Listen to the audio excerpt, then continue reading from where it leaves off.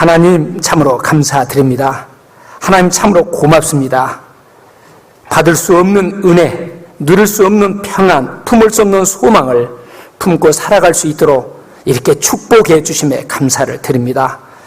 하나님의 특별한 사랑을 힘입고 축복의 자녀된 우리 형제 자매님들, 또 한 해를 하나님의 은혜 안에서 이렇게 마무리 짓고 또 내년 한 해를 주의 말씀으로 교훈 받으며 하나님을 기쁘시게 하는 목적 있는 삶을 다시 한번 다짐하면서 출발할 수 있도록 동계 수련을 허락해 주시고 인도해 주심에 감사를 드립니다.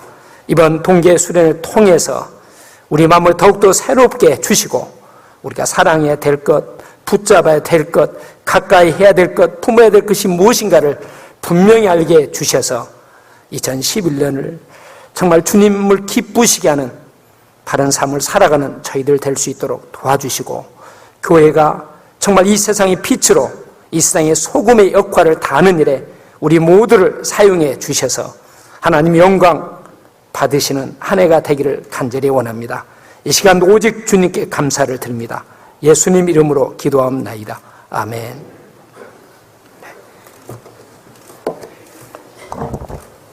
우리 성경 시편 119편 같이 보겠습니다.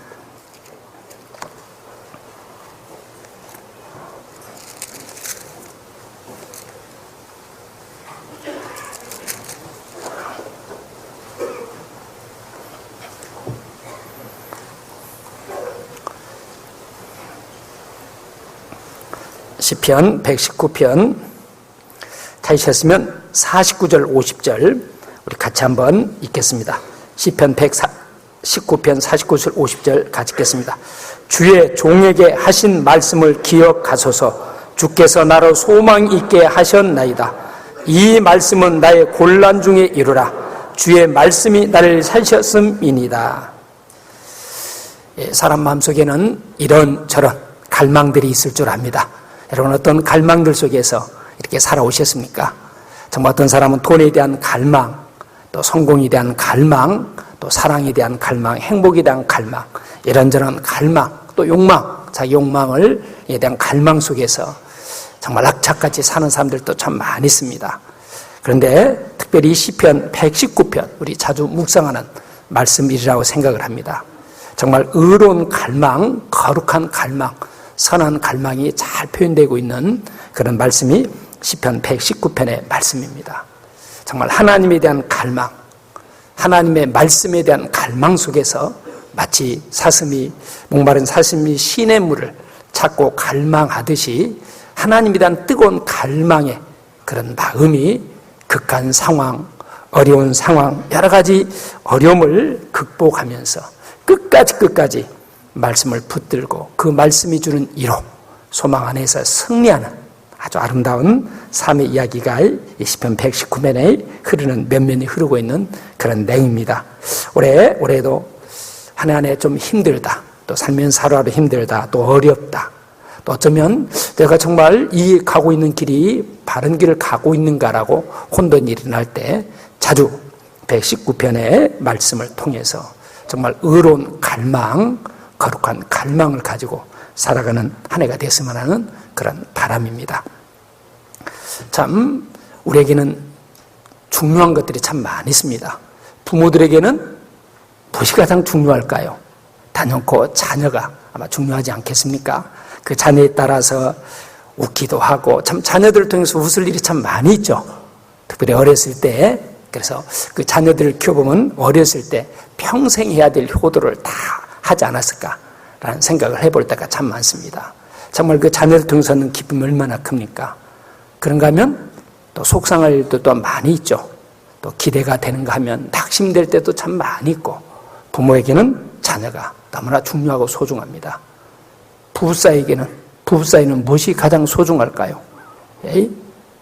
돈이 소중하고 명품이 소중할까요? 사랑입니다.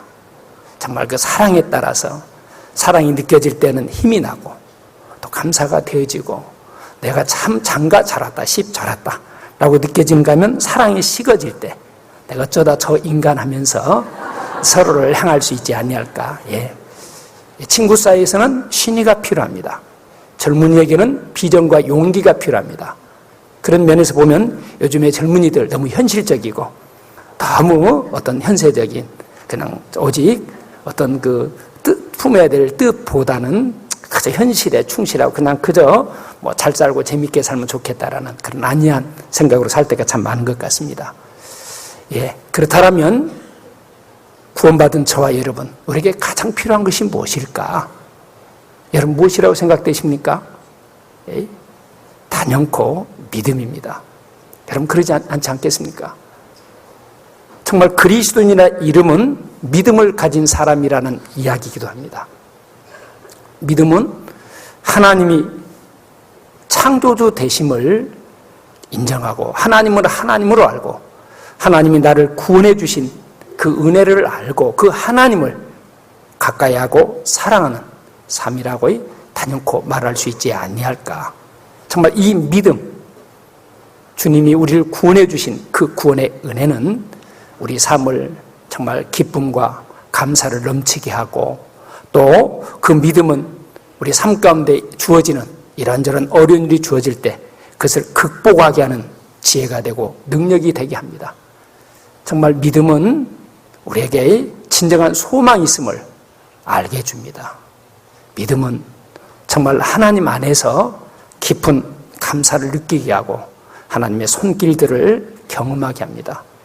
그러나 이 믿음이 식어지고 이 믿음에 문제가 생길 때 평안이 있어야 될 자리, 소망이 있어야 될 자리, 감사가 있어야 될 내 마음에 염려가 찾아오고 두려움이 찾아오기도 합니다. 두려움은 하나님과 우리의 관계를 깨트리는 것이 그런 역할을 합니다. 믿음을 파괴하는 역할을 합니다. 여러분 정말 하나님과의 관계, 하나님을 하나님으로 섬기고 싶어하는 그 마음이 식어질 때 우리 삶에는 질서가 깨어지기 시작하고 헝클어지기 시작합니다. 그래서 그 자신과의 관계에 대해서 혼돈을 갖게 되고 사람과 사람 사이의 관계에 대해서도 혼돈을 갖게 되고 또 나와 물질의 관계에 대해서도 혼돈이 주어지면서 사랑해야 될 것, 미워야 될 것에 대해서 혼돈이 일어나기 시작합니다. 붙잡아야 될 것과 정말 내려놓아야 될 것에 혼동이 찾아오게 됩니다. 가까이 해야 될 것과 멀리 해야 될 것, 품어야 될 마음과 버려야 될 마음, 가야 될 곳과 가지 말아야 될 곳에 혼동이 일어나면서 우리 삶이 헝클어지게 되는 것을 보게 됩니다. 하나님은 정말 이 믿음 안에서 하나님의 은혜와 사랑 안에서 우리 삶이 변화되고 우리 삶이 의미 있는 삶이 되고 복된 삶이 되고 축복해 주시기 위해서 우리를 구원해 주셨습니다. 하나님이 우리를 불러주신, 우리를 구원하셨을 뿐만 아니라 축복해 주시기 위해서 주신 우리의 삶을 풍성케 하시기 위해서 계속해서 말씀하시고 또 가르쳐 주시고 인도해 주시는 하나님의 손길을 보게 됩니다. 그런데 사탄은 어떻게 해서든지 하나님과 이런 소중한 관계, 정말 힘을 얻고 용기를 갖고 소망을 갖게 하는 이 믿음에서부터 멀어지도록 정말 우리를 집중해서 공략한다는 사실을 잘 알게 합니다. 정말 어떻게 해서든지 사탄은 하나님의 은혜, 사랑, 또 놀라운 약속으로부터 우리를 멀리하도록 인도한다는 그런 놀라운 사실입니다. 우리는 어떤 경우도 하나님의 은혜, 또 하나님의 사랑, 하나님의 말씀, 약속을 바라보면서 힘있게 살아가야 된다는 것을 말씀해 주고 있습니다. 그런 의미에서 오늘 축복받는 믿음의 원리라는 제목으로 잠깐 한번 말씀을 상고해 보고자 합니다. 또 내용은 좀 부실하더라도 제목만이라도 좀 좋아야 되지 아니할까라는 마음으로 이렇게 축복받는 믿음의 원리라고, 그래서 이 제목만으로도 한 은혜가 됐으면 하는 바람입니다. 예, 그래서 우리 그 말씀을 좀 살펴보도록 하겠습니다. 49절, 주의 종에게 하신 말씀을 기억하소서. 주께서 나로 소망 있게 하셨나이다. 참 이 말씀을 통해서 보면 이미 하나님께서 말씀하셨다는 이야기입니다. 이미 하나님께서 말씀하셨습니다. 이미 하나님께서 약속해 주셨다라는 사실입니다. 이 말씀 속에 내 삶이 들어있다라고 성경은 말하고 있습니다. 이 말씀 속에 내 미래가 이미 약속되어 있고 내 미래의 삶이 들어있다라고 말씀하고 있습니다. 그래서 이 믿음의 선지는 이미 하나님께서 약속하신 내 삶을 정말 바라보면서 하나님께서 내 미래 약속해 주신 그 소망을 바라보고 그것을 품고 내게 주어진 현실의 어려움, 여기에 이 말씀은 나의 곤란 중에 이루라는 이 말씀으로 밀어보면 지금까지도 많은 고난, 어려움을 견뎠고 현재도 그런 어려움을 견디고 있다는 것을 알 수가 있습니다. 이 말씀 속에는 우리 삶 가운데 이미 수많은 고난들이 있을 것을 이미 말씀하셨습니다. 우리 삶 속에 수많은 어려움들이, 문제들이 일어날 것을 이 말씀 속에 말씀하고 있다는 이야기입니다. 많은 어려운 일들, 고난, 문제가 일어날 뿐만 아니라 이 말씀은 그 문제의 답도 이 말씀 속에 이미 들어있다는 이야기입니다. 이 믿음의 선지는 주의 종에게 하신 말씀을 기억하소서. 하나님이 이미 내게 말씀하셨다는 이야기입니다. 현재 이런 고난도, 견딘 고난도, 또 현재 견디고 있는 이런 고난도 이미 하나님께서 말씀하셨다는 이야기입니다. 그리고 이 고난이 계속 이어진다고 말씀하지 않고 현재의 고난, 현재의 어려움도 있지만은 그것은 잠깐, 잠시 지나간다고도 말씀하셨습니다. 이 고난을 통해서 하나님은 더욱더 하나님을 알게 하고 또 하나님의 은혜와 사랑, 또 하나님께서 주시고자 하는 것을 더욱더 알게 함으로 해서 믿음의 선지는 어떤 삶의 원리, 믿음의 원리를 정말 발견하고 있고 알아가고 있다라고 고백하고 있습니다. 고난의 고통, 정말 이 불행으로 끝나지 않고 그 고난과 그 고통을 통해서 하나님의 특별한 손길, 하나님의 함께하심, 하나님의 어떤 약속들을 되새기면서 내게 주어진 그 어려움에서조차 하나님을 알아가고 있고 그 어려움 속에서 정말 내가 붙잡아야 될 것, 내가 사랑해야 될 것, 정말 내가 사모해야 될 것이 무엇인가에 대해서 이 믿음의 선지는 보고 있다라는 이야기입니다. 정말 365일 하면 굉장히 긴, 많은 날수입니다. 그런데 하루하루 살다 보니까 벌써 이 해의 마지막 날이 됐습니다. 참 마지막이라고 뭔가 좀 생각들이 숙연해지고 또 비장한 마음도 들면서 뭔가 올해는 그랬다 하더라도 내년만큼은 이제 이런 마음으로 또 생각하게 되리라고 생각합니다. 여러분 어떻습니까? 2010년 바쁘게들 살아오셨으라고 생각합니다. 그러나 그 바쁜 삶 가운데 내 삶의 기준을 어디다 두고 무엇에 초점을 맞추고 그렇게 바쁘게 정신없이 살아오셨는가 한번 살펴볼 필요가 있습니다. 뿐만 아닙니다. 내년 한 해를 또 하나님께서 우리에게 허락해 주신 소중한 날입니다. 무엇에 기준을 두고 어떤 근거를 가지고 내년 한 해를 흔들림 없이 힘있게 한번 살아볼 수 있을까? 또 중요한 이야기입니다. 이러한 시점에서 이 말씀 바로 우리에게 그런 깊은 교훈을 주지 아니할까? 여기에 주의 종에게 하신 말씀을 기억하소서. 이미 하나님은 말씀하셨다는 이야기입니다. 어디에 무엇에 기준을 두고 근거를 두고 살아가야 될까에 대해서도 말씀하셨다는 이야기입니다. 우리에게는 희망이라는 단어보다는 어려움, 좌절, 낭망, 불확실 이런 것들이 긍정적인 말보다는 부정적이고 또 불안한 그런 이야기들이 우리 시대를 덮고 있는 우리가 사용하는 주로 언어이지 아니할까라고 생각해 봅니다. 비록 세상은 어수선하고 모든 것들이 밝히 명확하지 않다 할지라도 불확실하다 할지라도 하나님은 이미 이 말씀 속에 이야기했다는 이야기입니다. 하나님이 말씀하셨기 때문에 나는 그것을 기억하고 있습니다. 그것을 바라보고 있습니다. 사모하고 있습니다. 그대로 이루어질 것을 믿고 있습니다. 앞으로 한 장 넘겨볼까요? 119편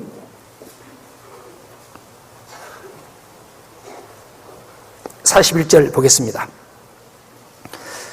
여호와여 주의 말씀대로 주의 인자심과 주의 구원을 내게 임하게 하소서. 주의 말씀대로, 주님이 말씀 속에 하나님 인자심은, 하나님의 인자심뿐만 아니라 그 인자심은 영원하더라고. 주의 구원을 내게 임하게 하소서. 어떻게 죄인이 하나님을 등진 죄인이 어떻게 하나님의 자녀가 되고, 어떻게 하나님의 마음을 품고, 어떻게 하나님 계신 천국을 어떻게 소망할 수 있겠어요? 우리의 노력으로, 우리의 열심으로, 우리의 뛰어난 지각과 능력으로 어림도 없습니다. 그런데 이미 이 말씀 속에 하나님의 자녀가 되고 하나님의 은혜와 사랑 안에 사는 아름다운 삶, 그리고 하나님의 계신 천국에 살게 되는 확실한 소망, 확실한 약속을 이 말씀 속에 주신 것처럼 주의 구원을 내게 임하게 하소서라고 말씀하고 있습니다. 정말 그리스도인으로서 우리는 입으로 주님을 나의 주라고, 나는 그리스도인이라고 말할 뿐만 아니라 그 하나님과의 그 관계를, 그 가까이 하는 삶을 어떻게 살아갈 것인가, 이것이 우리가 가져야 될, 또 동교수련을 갖는 그런 목적 중에 하나이지 아니할까라고 생각합니다. 사람들은 누구나가 좋은 가정을 원합니다. 좋은 가정이란 부부 사이가 더 친밀한 부부 사이를 원합니다. 부모와 자식 간에 좀 더 바람직한 관계, 사랑의 관계, 또 신뢰와 정말 공경의 관계 속에 있기를 원합니다. 좋은 인간관계를 누구나가 원하고 있습니다. 그런데 원하고 있음에도 실제 얻지 못하고 사는 것이 대부분이지만은 사실은 답은 의외로 간단합니다. 어떻게 하면 친밀한 부부, 서로 사랑하면 서로 신뢰하는 아름다운 부부관계를 이룰 수 있을까? 어떻게 하면 자녀하고 부모 사이에 정말 아름다운 관계, 그 기쁨의 관계를 가질 수 있을까? 내가 날마다 함께 생활하면서 만나고 함께하는 동료들과 어떻게 하면 좋은 관계 속에 살아갈 수 있을까? 여러분, 어떻게 하면 그렇게 할 수 있을까요? 의외로 답은 간단합니다. 어떻게 하면 좋은 부부로 살아갈 수 있을까? 어떻습니까? 제가 제 아내의 말에 정성껏 귀 기울여 준다라면 어떨까요? 좋은 남편이 되고 좋은 부부로 살아가는 것은 너무나 당연합니다. 내가 내 자녀들에게 정성껏 자녀들의 이야기에 귀를 기울여주고, 때로는 공감해주고, 때로는 격려해주고, 용기를 주고, 아니면 사랑 어린 마음으로 권면해 준다라면 그 아이는 틀림없이 그 마음속에 부모에 대한 공경하는 마음, 감사하는 마음, 사랑하는 마음을 갖게 될 것입니다. 상대편의 말에 정진심으로 귀 기울여 준다라면, 뭔가 듣기 원하는 마음으로, 이해하고자 하는 마음으로 들어준다라면 틀림없이 모든 관계가 회복되도록 되어 있습니다. 여러분, 의외로 답은 간단하지 않습니까? 간단합니다. 어떻게 하면 하나님과 좋은 관계 속에서 하나님을 가까이 하면서 하나님의 은혜와 사랑 안에서 하나님의 갈망 속에서 살아갈 수 있을까? 어떻게 하면 될까요? 이 말씀에 귀를 기울이면 되지 않지 않겠습니까? 말씀의 확신 속에 말씀을 붙들고 살아가면 틀림없이 하나님과 좋은 관계, 하나님의 은혜와 사랑을 경험하면서 하나님을 기쁘시게 하는 목적 있는 삶을 바로 살아갈 수 있지 않겠습니까? 간단합니다. 의외로 간단합니다. 그래서 하나님은 이 말씀 속에 이미 주 여호와의 주의 말씀대로, 주님은 말씀대로, 주님은 인자하신 분입니다. 주님은 선하신 분입니다. 시편 136편 1절에도 여호와께 감사라, 그는 선하시며 그 인자하심 영원함이로다. 어제 목사님이 시작했던 말씀 107편도 그렇게 시작하죠. 여호와께 감사라, 그는 선하시며 그 인자하심 영원함이로다.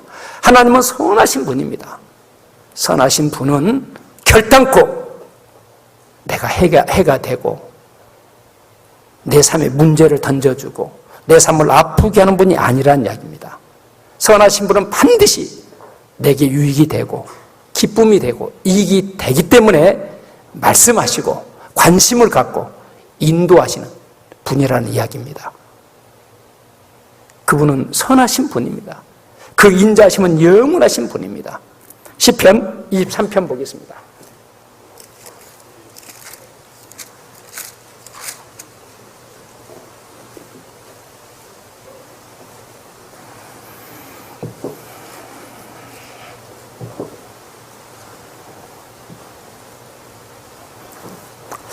(23편) 6절 보겠습니다. 6절 같이 한번 읽어볼까요? 나의 평생의 선하심과 인자심이 정녕 나를 따르니 내가 여호와의 집에 영원히 거하리로다. 다윗은 투구 못지않게 혹독한 고난, 또 환난, 고통, 정말 다윗으로서 이길 수 없는, 극복할 수 없는 여러 가지 어려운 그 일들, 환난들을 만나게 됩니다. 여러분은 왕이 삼천의 군사를 거느리고 죽이기 위해서 나를 찾고 있다라면 여러분 어떨까요? 아마 질려서도 겁나서도 아마 스스로 죽을 수밖에 없지 않을까, 죽을 수밖에 없지 않을까라는 생각도 해봅니다. 근데 다윗은 하나님은 평생에 선하심으로, 자비로, 긍휼로, 사랑으로 나와 함께 하심을 정말 그는 더 절실하게 알고 그 하나님을 의지했던 것 같습니다. 하나님은 평생 선하신 분이다. 하나님은 평생 영원히 인자하신 분이다. 그 선하심과 인자하심이 내가 살아가는 동안 나와 함께 한다. 나는 믿음이 있었기 때문에 그런 수많은 그런 고통들, 환난을 극복했을 뿐만 아니라 좋을 때도, 형통할 때도 그 하나님의 선하심 앞에서 겸손하게 살아갈 수 있었지 않았을까. 정말 그 믿음이 그 혹독한 그런 어려움들을 극복하게 했을 뿐만 아니라 끝까지 믿음을 지키면서 하나님의 마음 합한 사람으로 살아갈 수 있었지 않았을까라고 생각해 봅니다. 그래서 나는 이 선하심, 인자심 안에서 나는 평생 살아가겠다. 여호와의 집에 영원히 여호와의 집에서 살아가겠다. 라는 믿음의 고백. 주님은 나의 목자가 되시고 나는 주님이 돌보시는 양이다. 목자는 나를 지키시는 분이다. 나를 인도하시는 분이다. 내게 필요한 물을 제공하시는 분이다. 내가 아플 때 치료해 주시고, 내가 낙심할 때 이렇게 세워주시고 나와 함께 하시는 분이다. 나는 그 믿음을 끝까지 가지고 살 수 있었지 않았을까. 하나님은 영원히 선하신 분입니다. 인자하신 분입니다. 하나님의 속성이 그렇습니다. 그런데 그 하나님의 그 선하심과 인자하심으로 나와 평생을 함께 하신다라는 그 놀라운 사실을 다윗은 믿었기 때문에 하나님의 일을 더욱더 삼으면서 끝까지 믿음을 지키면서 승리할 수 있었지 않았을까. 시편 27편도 한 절 보겠습니다.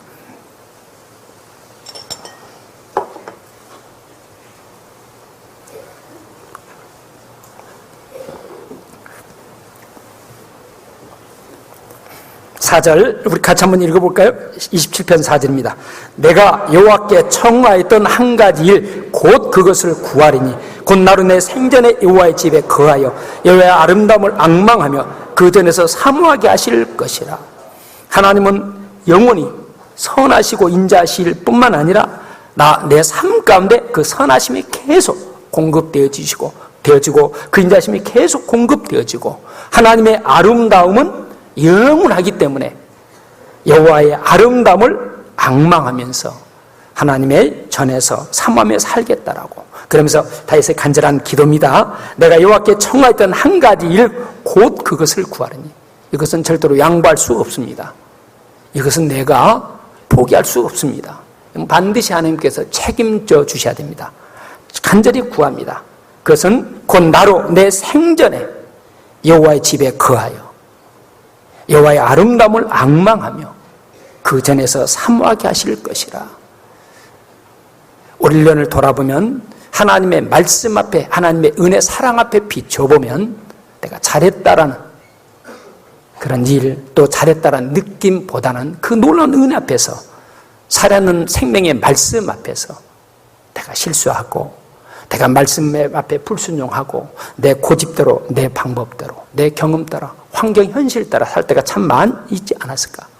그럼에도 불구하고 올 한 해의 마무리를 하나님 이렇게 아름답게 마무리 지을 수 있도록 기회 주고 계십니다. 여러분, 동계수련회 항상 해년마다 가는 연례 행사라고 생각하십니까? 한 해의 마무리를 이렇게 같은 믿음을 가진, 같은 소망을 가진 형제 자매들, 나는 믿음이 없는데 다른 형제의 믿음을 통해서, 다른 자매의 믿음을 통해서 우리에게 용기를 갖게 하고 또 새로운 마음으로 출발할 수 있는 이런 은혜들, 하나님의 교회 안에서만 볼 수 있는 아름다움입니다. 하나님의 축복의 손길들입니다. 그래서 이 다윗은 나로 내 생전에 여호와의 집에 거하여 하나님의 집에, 하나님의 말씀 안에, 하나님의 뜻 안에, 하나님의 약속 안에 거하면서 하나님의 아름다움을 앙망하며 그 전에 사모하게 달라는 간절한 기도, 정말 그 기도, 그런 바람들이 많은 어려움도 있었지만 끝까지 믿음을 지키면서 승리하는 다윗으로 인도할 수 있었지 않았을까. 다윗에게도 이런 거룩한 갈망, 의로운 갈망, 하나님의 은혜를 사모하고 하나님의 아름다움을 사모하고 하나님의 은혜를 힘입은 자답게 살고 싶어하는 그런 간절한 마음들이 다윗으로 하여금 끝까지 믿음을 지키면서 승리할 수 있었지 않았을까. 마가복음 6장도 한번 보겠습니다.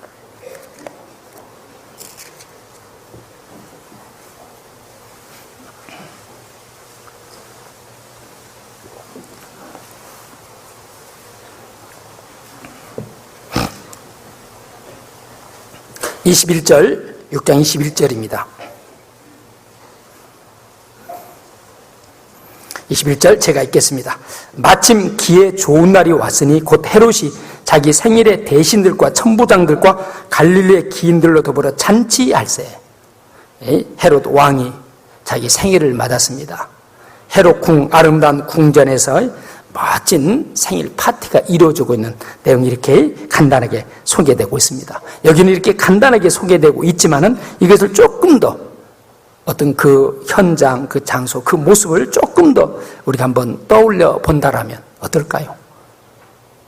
화려함의 극치, 가장 아름다운 모습으로 또 모든 것이 정말 준비되어 있는 화려하고 멋지고 정말 아름다운 잔치가 정말 벌어지고 있습니다. 여기에 무슨 부족한 것이 있겠습니까? 여기에 초대받은 것만으로도 영광이 되고 이 자리에 있는 것만으로도 그 사람은 이미 사람들을 보더는 성공한 인생처럼 나는 성공했다 라고 생각할 만큼 아주 아름다운 잔치 초대됐습니다. 정말 부족함 없는 속에서 모든 풍성함을 정말 멋있게 누리고 화려한 잔치 속에 지금 멋진 잔치가 계속되고 있습니다. 거기에 헤로디아의 딸까지, 아마 헤로디아 딸 이렇게 춤추는 거 보면 요즘으로 이야기하면 아마 최고의 가수, 댄스 가수쯤 되는지 아주 그 화려한 춤까지 아주 멋진 모든 것들이 정말 어우러진 멋진 잔치가 계속되고 있습니다. 여러분, 이런 잔치 우리도 한번 참여해보고 싶지 않습니까? 아마 청와대, 요즘으로 하면 청와대 초대받은 기억이 있다라면 아마 두고두고 내가 옛날에 청와대 초대받았었다라고, 그것도 대통령 옆에 앉았었다고 그런 초대라도 됐다 막 굉장히 아마 추억도 되고 삶에 좋은 기억들로 자리 잡지 아니할까라는 생각이 듭니다. 여러분, 이 자리에 여기 왕의 생일이 되었고 그 생일에 대신들, 천부장들, 갈릴리의 귀인들 아주 대단한 사람들이 초대받아서 멋진 잔치가 계속되고 있습니다. 여러분, 그러나 그 잔치의 끝은 어떻게 끝난 줄 아시죠? 어떻게 끝났습니까? 그 잔치에 세례요한의 목이 들여지고 그 잔치는 화려하고 멋지고 아름다워 보였던 잔치는 어떻게 끝납니까? 비극으로 끝나게 된 것을 보게 됩니다. 비참하게 끝나는 것을 보게 됩니다. 사람들을 볼 때는 화려하고 멋있어 보이는 잔치였을지라도 그 자리는 비극으로 끝이 그렇습니다. 끝이. 하나님은 이 말씀을 주시고 그 다음에 놀라운 말씀을 이어서 보여주고 있습니다. 하나님 넘겨보면 광야의 잔치가 또 소개되고 있습니다. 이게 예수님이 광야에서 제가 좀 기침이 있어가지고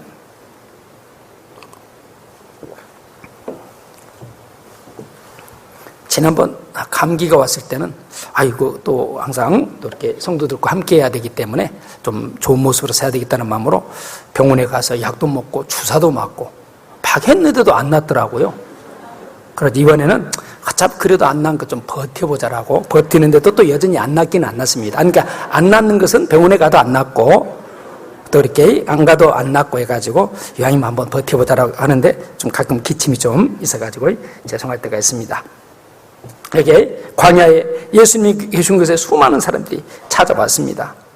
여기 34절 예수께서 나오사 큰 무리를 보시고 그 목 잡는 양 같음을 인하여 불쌍히 여기사 이에 여러 가지로 가르치시더라. 그들은 정말 목 잡는 양, 인생의 의미, 가치를 잃어버린 채, 모른 채, 내가 왜 살아야 되는 삶의 목적도 모른 채, 내 미래가 어떤 미래가 준비된지도 모른 채, 소망도 모른 채, 모든 건 모른 채 그저 주어진 날이니까 하루하루 살아가는 힘없고 또 소외되고 아마 어려운 사람들이 대부분이었지 않았을까. 그런데 날이 저물어 갑니다. 그리고 그것은 빈들입니다. 때도 벌써 지났습니다. 그럼에도 불구하고 먹을 것조차 없습니다. 그래서 예수님이 먹을 것을 주라. 이게 37절 대답하여 가라사대 너희가 먹을 것을 주라. 먹을 걸 주라라고 이야기합니다. 광야는 어떻습니까?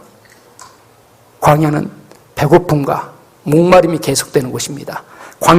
광야가 주는 어쩔 수 없는 환경에서 정말 여러 가지 환경이 주는 어려움들, 고달픔들이 있는 곳입니다. 그럼 먹을 것도 없습니다. 아무것도 없습니다.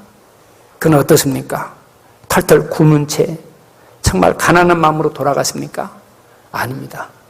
아무것도 없는 그곳에서 멋진 잔치가, 파티가 열려졌습니다. 사람들 볼 때는 먹을 것도 없고 무슨 사 먹을 수도 없고 빈들이고 가진 것도 아무것도 없어 보였습니다. 그러나 그곳은 어떻습니까? 주님이 계신 곳이었습니다. 주님이 계신 곳에는 절대로 빈손 들게 하지 않습니다. 메마른 마음으로 갈증 속에 돌아가게 하지 않습니다. 비록 아무것도 없어 보이는 메마른 광야였지만 시작은 그렇게 시작했지만 어떻습니까? 물고기 2마리, 떡 5개. 그것이 그 수많은 사람에게 무슨 얼마나 도움이 되고 얼마나 가치가 있었겠습니까? 하나님은 있는 그것, 물고기 2마리, 떡 5개로 5,000명을 거기에 참석한 모든 사람을 풍성하게 배불리 먹여주셨습니다. 예? 뒤에 나오죠? 42절 다 배불리 먹고 남은 떡 조각과 물고기를 12바구니에 차게 거두었으며 떡을 먹은 남자가 5,000명이더라. 다 참석한 모든 분들이 배불리. 여러분 배만 채워졌을까요? 배만 불렀을까요? 이 배부름과 함께 주님이 계신 그곳에서만 경험하고 맛보고 누릴 수 있는, 느낄 수 있는 풍성함을 경험해 보지 않았겠습니까? 메마르고 갈증 속에 허덕이는 그들에게 이런 풍성함도 있구나. 이런 사랑도 있구나. 이런 아름다움도 있구나. 아무것도 없는 그곳에서 하나님만이 주시는 그런 풍성함, 하나님만이 주셔서 느낄 수 있는 그런 감사하는 마음, 기쁨의 마음. 오병이어의 기적을 통해서 바로 예수님이 구약성경에 계시된 메시아임을 증거했을 뿐만 아니라 주님이 계신 그곳에는 부족함이 없는 풍성함으로 바꾸어지는 우리에게 놀라운 사실을 교훈해 주고 있습니다. 앞에 헤롯 왕이 벌렸던 그 화려하고 아름다운 잔치와 아무것도 없어 보이는 광야의 잔치, 여러분 어느 편에 서서 내년 한 해를 또 남은 삶을 살아가시려고 생각하십니까? 우리 결단해야 되지 않겠습니까? 대부분의 사람들은 이런 헤롯인 이런 아름다운 곳에서 누리는 잔치를 갈망하고 그런 자리에 나도 좀 끼어봤으면 하는, 여기에 참석한 것만으로도 그들은 성공한 정말 사람들이라고 아마 스스로 생각하지 않았겠습니까? 저도 어제 굉장히 감사한 한 날이었습니다. 제가 말씀을 마치고 눈이 온다는 그 예보도 있고 해서 아침에 오기는 좀 부담스러워서 저녁에 마치고 늦게 왔습니다. 그렇다면 12시 가까이 왔는데도 성도님들이 안 가고 그냥 밑에 그렇게 휴게실에서 저를 그냥 다 기다리고 있더라고요. 예?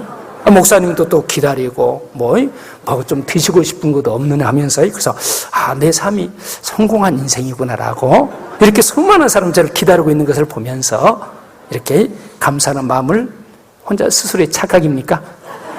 아마 틀림없이 그랬다는 마음이 가지고 있습니다. 어느 자리에서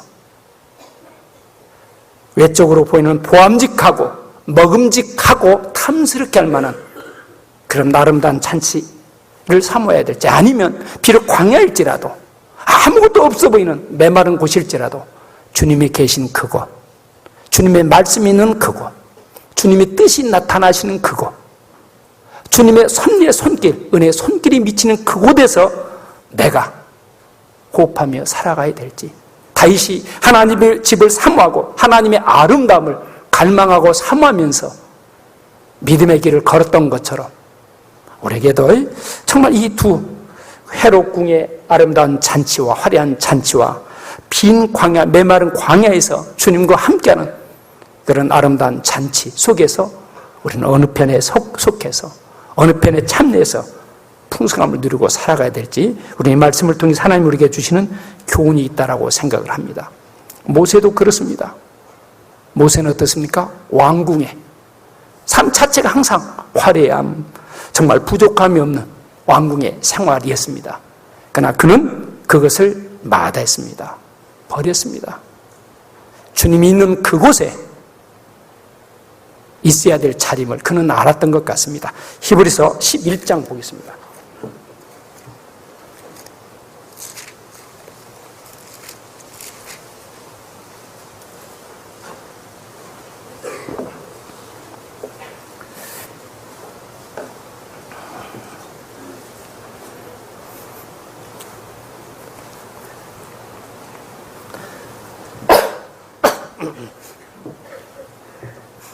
자, 히브리서 11장 24절부터 믿음으로 모세는 장성하여 바로의 공주의 아들이라 칭함을 거절하고 25절 16절 같이 한번 읽어볼까요? 도리어 하나님의 백성과 함께 고난받기를 잠시 죄악의 낙을 누림보다 더 좋아하고 그리스도를 위하여 받는 능력을 애굽의 모든 보화보다 더 큰 재물로 여겼으니 이는 상 주심을 바라봅니다. 여기에 모세는 믿음으로 모세는 장사의 바로의 공주의 아들, 바로의 공주의 아들이라는 이 말씀 속에는 모든 사람들이 추구하고 찾는 모든 것이 들어있다라는 사실입니다. 거기는 권세가 있습니다. 최고의 권세가 주어져 있습니다. 바로의 공주의 아들에게 부족한 것이 있겠습니까? 거기에 돈이 없겠습니까? 최고의 부가 주어졌다는 이야기입니다. 최고의 명예가 주어졌다는 이야기입니다.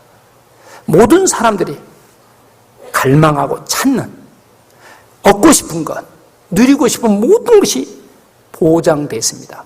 우리는 얻기 위해서 노력해야 되지만 그런 노력할 필요 없습니다. 이미 그것은 주어져 있는 것들입니다. 누리면 되는 것들입니다. 그런데 그것을 마다했다고 기록합니다. 최고의 부를 마다했습니다. 최고의 명예, 최고의 권세를 마다했습니다. 그리고 그가 택한 것이 무엇입니까? 도리어 하나님의 백성과 함께 고난받기를 잠시 죄악의 낙을 두기보다 더 좋아하고 그리스도를 위하여 받는 능력을 애굽의 모든 보화보다 더 큰 재물로 여겼으니 이는 상주심을 바라봅니다. 이 세상이 다라면 모세는 최악의 선택을 한 가장 어리석은 사람 중에 한 사람이었을 겁니다. 그러나 모세는 보이는 것은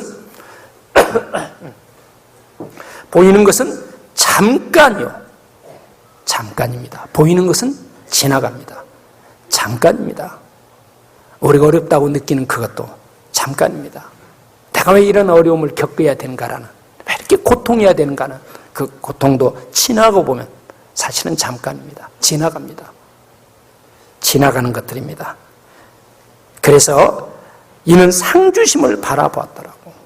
왕궁의 화려함, 왕궁의 풍요함보다는 광야, 주님이 계신 그곳, 비록 광야일지라도 그것은 하나님의 인도하심이 있는 곳입니다. 하나님을 발견할 수 있는 곳입니다. 하나님 안에서 훈련되는 곳입니다. 여러분, 훈련은 쉽지 않습니다. 훈련 자체는 누구든 힘듭니다. 어렵습니다. 그러나 하나님께서 주시는 훈련받는 훈련의 장소입니다. 그 그곳에서는 정말 낮아지는, 한 사람 한 사람이 얼마나 소중하고 하루로 먹고 사는 것이 얼마나 힘들다는 것을 배울 수 있는 삶의 현장이었습니다.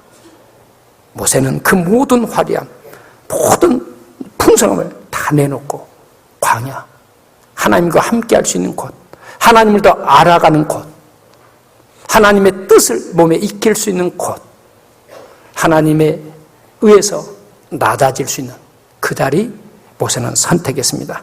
그래서 그리스도를 받는 능력을 애굽의 모든 보화보다, 내가 누리는 모든 보화보다 더 큰 재물로 여겼으니 이는 상주심을 바라봅니다. 내가 왕궁에서 얻을 수 있는 것과 하나님이 내게 주시고자 하는 것, 그 차이를 아주 분명하게 보았던 것 같습니다. 여러분, 그리스도인은 비가 오면 그리스도인이나 그리스도인이 아니라 똑같이 맞아야 됩니다. 폭풍과 몰아치면 똑같이 받아야 됩니다. 그러나 그 차이가 무엇이라고 생각합니까? 그리스도인은 하나님이 주실 영광이 있다는 사실입니다. 하나님이 주실 상이 있다는 이야기입니다. 하나님께서 내 모든 것을 알아주시는 진정한 위로와 진정한 칭찬과 진정한 영광이 있다라는 그것을 바라본다는 이야기입니다. 우리는 말씀의 확신 속에서 말씀을 붙들고 살아가야 됩니다. 이 말씀은 여러분 생명의 말씀 아닙니까? 죄로 죽은 우리를 살려준 말씀 아닙니까? 이 말씀은 아무리 봐도 진리 아닙니까? 이 말씀은 우리 영혼을 구원해 주신 말씀일 뿐만 아니라 우리 삶 속에, 고난 속에 답을 주고 위로가 되고 기쁨이 되는 말씀 아닙니까? 믿음의 선지들의 고백처럼 고난 당하기 전에 그릇 행하였으나 그 고난을 통해서 하나님의 윤리를 배우게 했다라고, 고난 당한 것이 되게 유익이다라고. 이 말씀은 하나님 안에 있는 나, 그리스도 안에 있는 나를 보게 해줍니다. 나라는 거, 여러분 그리스도 밖에 있는 나, 여러분 얼마나 가치 있는 나라고 느껴집니까? 내가 나를 평가할 때 나는 참 괜찮다, 나는 참 대단하다 라고 느껴집니까? 내가 나를 봐도, 더욱이 다른 사람이 나를 볼 때는, 그러나 그리스도 안에 있는 나를 볼 수 있습니다. 그리스도 안에 있는 나는 하나님의 목숨과 바꿀 만큼 가치 있는 존재입니다. 그리스도 안에 있는 나는 하나님은 절대로 나를 포기할 수 없는 나입니다. 하나님 나를 절대로 포기할 수 없습니다. 때로는 나는 나를 포기하고 싶을 때도 있을 수 있습니다. 하나님 나를 절대로 포기하지 않습니다. 왜 포기하지 않을까요? 하나님도 많은 것을 지불했기 때문에 그러죠. 우리는 자녀를 포기할 수 없습니다. 왜요? 모든 사랑을 쏟아부었기 때문에. 뭐 조카라든가 아니면 뭐 사춘이라든가 대차면 그래 네 알아서 해라라고, 내가 너 잊고 살면 되지라고 포기할 수 있을 수 있습니다. 친구 그래 네 맘대로 해라, 그래 뭐 어쩔 수 없지 라고 포기할 수 있습니다. 그러나 자녀는 왜? 너무 많은 것을 주었습니다. 너무 많은 관심과 사랑과 내 모든 걸 주었기 때문에 끝까지 그 자녀를 붙잡을 수밖에 없습니다. 자녀를 위해서 헌신할 수밖에 없습니다. 주님은 절대로 나를 포기할 수 없습니다. 너무 많은 것을 주었습니다. 십자가를 통해서 내 죄를 대신해 주었을 뿐만 아니라 주님의 모든 마음을, 관심을 나를 향해서 쏟아붓고 있기 때문에 포기할 수 없습니다. 이 말씀은 하나님 안에 있는 우리의 미래를 보게 해줍니다. 진정으로 소망이 있음을 보게 해주지 않습니까? 이 말씀은 바로 내 삶은 내가 책임지는 것이 아니라 하나님께서 책임지시는 하나님심을 우리에게 보여주고 있지 않습니까? 이 말씀은 이 땅의 삶을 어떻게 살아가야 될지에 대해서, 방향에 대해서 보여주고 있지 않습니까? 우리는 이 말씀을 붙들고 살아야 됩니다. 말씀이 있는 곳에, 말씀이 전해지는 곳, 말씀이 있는 곳, 내가 있어야 될 자리입니다.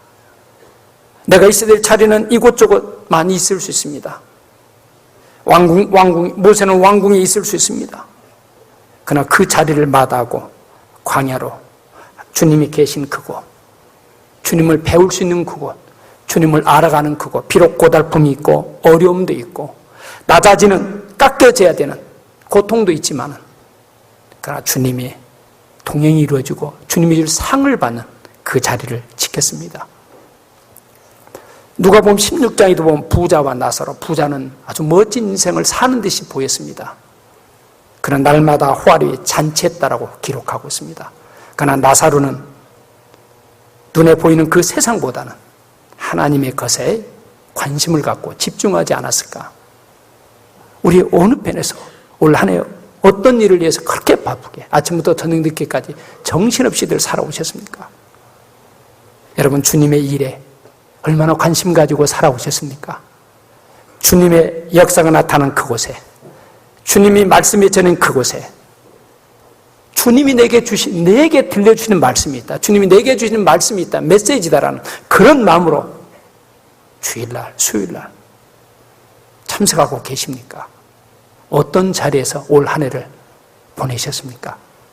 내년 한 해를 어떤 자리에서 보내시려고 준비하고 계십니까? 화려한 자리, 좋은 자리, 나를 나타내는 자리, 내 이익이 주어지는 자리, 내가 편한 자리, 그런 자리에서 한 해를 사시려고 생각하십니까? 아니면 비록 광야의 고달픔, 환경이 가져다주는 어려움, 배고픔, 목마름이 있다 할지라도 주님이 계신 그곳, 비록 물고기 2마리, 떡 5개, 보잘것없는 것이 있다 할지라도 그곳에서 주님이 주시는 풍성함으로 감사하며 살아가야 되겠다라고 다짐하든지, 우리는 두 길이 있습니다. 우리가 또 말씀을 사모하고 말씀을 가까이 해야 될 이유가 많은 이유들이 있습니다. 그 중에 몇 가지만 잠시 한번 생각해 보면, 말씀을 가까이 할 때 우리 인생의 기준, 방향이 틀어지지 않습니다. 여러분, 오늘 한 해 어떻게 살아오셨습니까?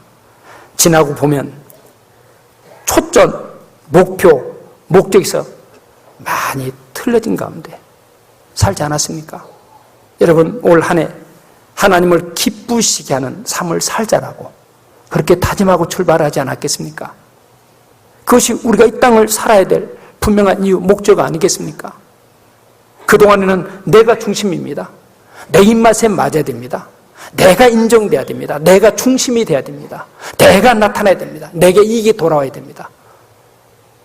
그건 어떻습니까? 사도 바울은 어떻게 하면 주를 기쁘시게 할고, 사도 바울은 정말 대단한 사람이었습니다. 지식에 뛰어난 사람, 신념을 따라 사는 사람, 모든 조건이 갖춰진 아주 전도양양한, 출세가 보장된 아주 멋진 미래가 약속된 청년이었습니다. 그러나 주님을 만나고 난 후 그는 변했습니다. 그는 자기의 모든 것이 깨트려졌습니다. 하나님 없는 삶이 정말 무익하다는 것을 알았고, 그리고 가장 가치 있는 삶은 하나님을 기쁘게 하는 삶임을 알았기 때문에 그는 기쁘게 하기 위해서 산다라고 고백하고 있습니다. 고린도후서 5장 보겠습니다.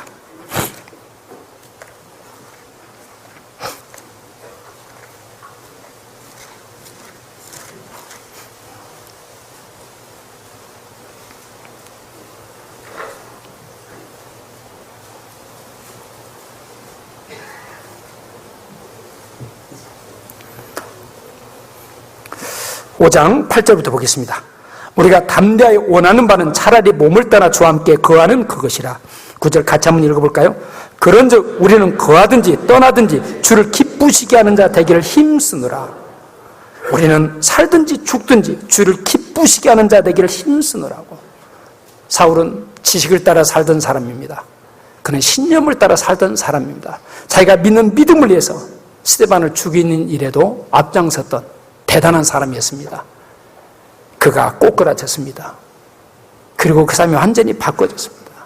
자기의 신념이 중요했습니다. 자기의 지식이 중요했습니다. 전통이 중요했습니다. 자기가 믿는 것이 중요했습니다. 그러나 하나님을 만나고 난 후, 진리를 깨달은 후, 내가 정말 붙잡아야 될 것, 내가 추구해야 될 목적이 뭔가를 찾은 사람입니다. 그 말씀이 9절에 그런즉 우리는 거하든지 떠나든지 주를 기쁘시게 하는 자 되기를 힘쓰느라. 주를 기쁘시게 하는 것이 내가 이 땅을 살아야 될, 존재해야 될 이유이구나, 목적이구나 라는 것을 알게 됐습니다. 하나님을 기쁘시게 하는 것, 참으로 중요하지 않습니까? 거기서 내 삶의 모든 것들이 사실은 이렇게 결정되어지지 않습니까? 않지 않습니까? 우리는 얼마나 방향이, 삶의 기준이 잘못된 기준을 가지고 잘못된 방향을 가지고 살고 있지 않습니까? 성경의 기준은 어떻습니까? 우리는 항상 나보다 나은 사람들, 나보다 잘난 사람들 기준으로 삼고, 우리 아이들도 그러죠. 우리 아이들도 그러죠. 요즘에는 제가 들었습니다. 노스페이스가 아무나 입을 수 있는 옷이 아닙니다. 그래서 특별히 뭐 운동한다든가 그 기능성 옷입니다. 근데 요즘 학생들 교복이 됐다고 그래요. 교복이 됐다라고. 그 잘못된 기준을 가지고 있다 보니까 남은 저렇게 입는데 나는 우리 5학년 막내 아들도 요즘에 노스페이스를 듣고 왔는 모양이에요. 뭐 노스페이스가 어떠고 저떠고 뭐 그런 이야기를 하는 걸 보면서 참 그렇구나. 성경의 기준을 갖지 않으면 우리 삶은 항상 메마른 채 살 수밖에 없습니다. 허덕이면서 살 수밖에 없습니다. 성경의 기준은 무엇입니까? 먹을 것과 입을 것이 있은즉 족한 줄 알라. 여러분, 해선교가 주는 많은 축복 중에 하나는 내가 잘 먹고 잘 살고 있다. 내가 부족함이 없이 산다. 내가 입고 있는 이 모든 옷들조차가 다 명품이다라는 것을 확실히 알 수가 있습니다. 여러분, 그런 생각, 그게 선교가 주는 축복입니다. 대한민국이 참 좋은 나라구나. 공기 좋고 물 좋고 이렇게 마음껏 물 쓰고 물 마시고 이렇게 뭐 겨울에 따뜻하게 이렇게 사는 나라가 별로 없습니다. 별로 없습니다. 예? 여러분, 입고 있는 옷들 외국 나가보십시오. 아마 1%의 사람이 제가 입고 있는 이런 옷들, 그렇다고 특별한 옷은 아닙니다. 아마 못 쓰지 않을까 생각해 봅니다. 제가 쓰는 핸드폰, 뭐 특별한 핸드폰은 아닙니다. 그러나 세계에 내놓으면 1% 안에, 여러분 1%면 어느 정도 수준 줄 아십니까? 웬만한 서울에 있는 웬만한 대학 갈 수 있습니다. 뭐, 그 사람들이 이야기하는 뭐 스카이 대학은 못 간다 할지라도 웬만한 대학 다 갈 수 있습니다. 1%가 아무나 되는 게 아닙니다. 예? 대단하게 살고 있습니다. 그런데 기준 자체가 이건 너무나 당연하고 저 사람들은 저렇게, 저 사람들은 그렇게 재밌게 사는 것 같은데 나는 광야에서 메마른 곳에서 이런저런 부족한 가운데서 살아가는 것 같으니까 그리스도인의 생명인 감사를 잃어버리고 살 때가 많지 아니할까. 성경을 계속해서 가까이 하지 아니하면, 하나님의 음성 듣기를 좋아하지 아니하면 잘못된 기준, 방향이 틀어진 채 살다 보니까 살기는 사는데 삶에 생기가 없습니다. 삶에 기쁨이 없습니다. 감사가 없습니다. 진정으로 품어야 될 소망이 없기 때문에 항상 이축되어서 다른 사람 저렇게 잘 먹고 잘 사는 것 같은데, 저렇게 잘 나가는 것 같은데 나는 자책 속에서 살지 아니할까. 우리는 성경의 길을 기울여야 됩니다. 시편 105편 보겠습니다. 시편 119편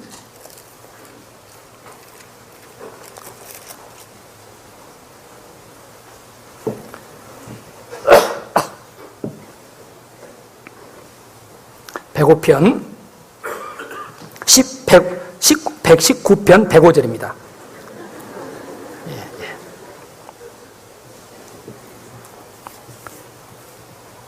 시편 119편 105절 우리 같이 한번 읽어볼까요? 주의 말씀은 내 발의 등이요 내 길의 빛이니이다.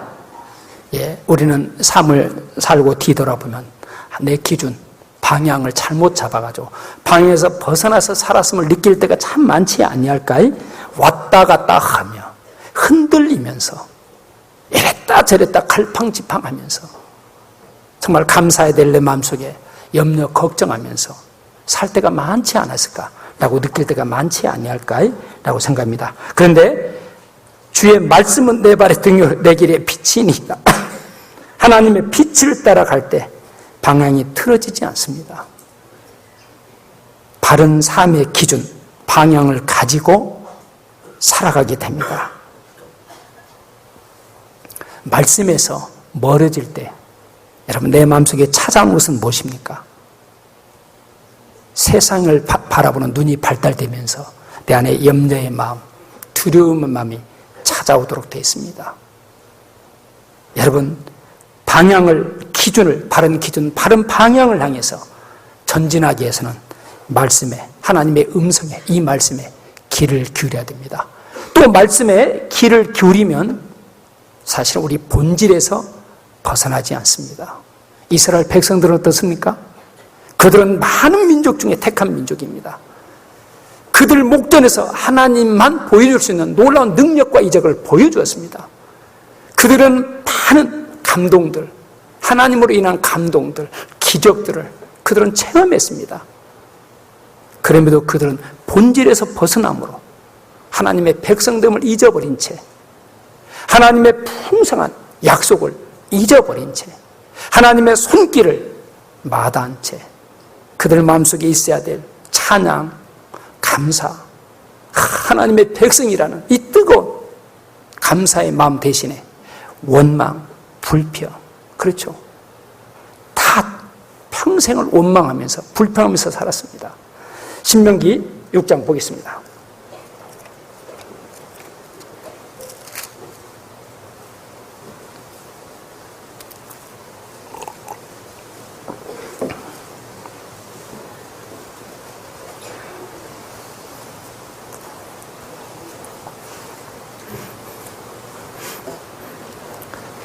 신명기 6장 12절, 13절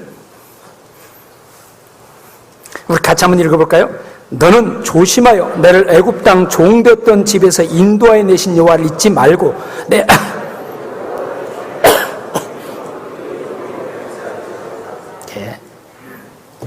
너는 조심하여 너를 애굽 땅 종되었던 집에서 인도하여 내신 여호와를 잊지 말고 본질을, 하나님께서 네게 행해 주신 일들, 하나님께서 내게 주시고자 하는 것들, 너를 통해서 이루고자 하는 하나님의 뜻들, 이 본질에서 그들은 정말 벗어나지 말라고, 기억하라고 이야기했습니다. 여기에 너는 조심하여 너를 애굽 땅 종되었던 집에서, 우리의 본질은 뭐였습니까? 지지리도 보잘것없는 존재였습니다.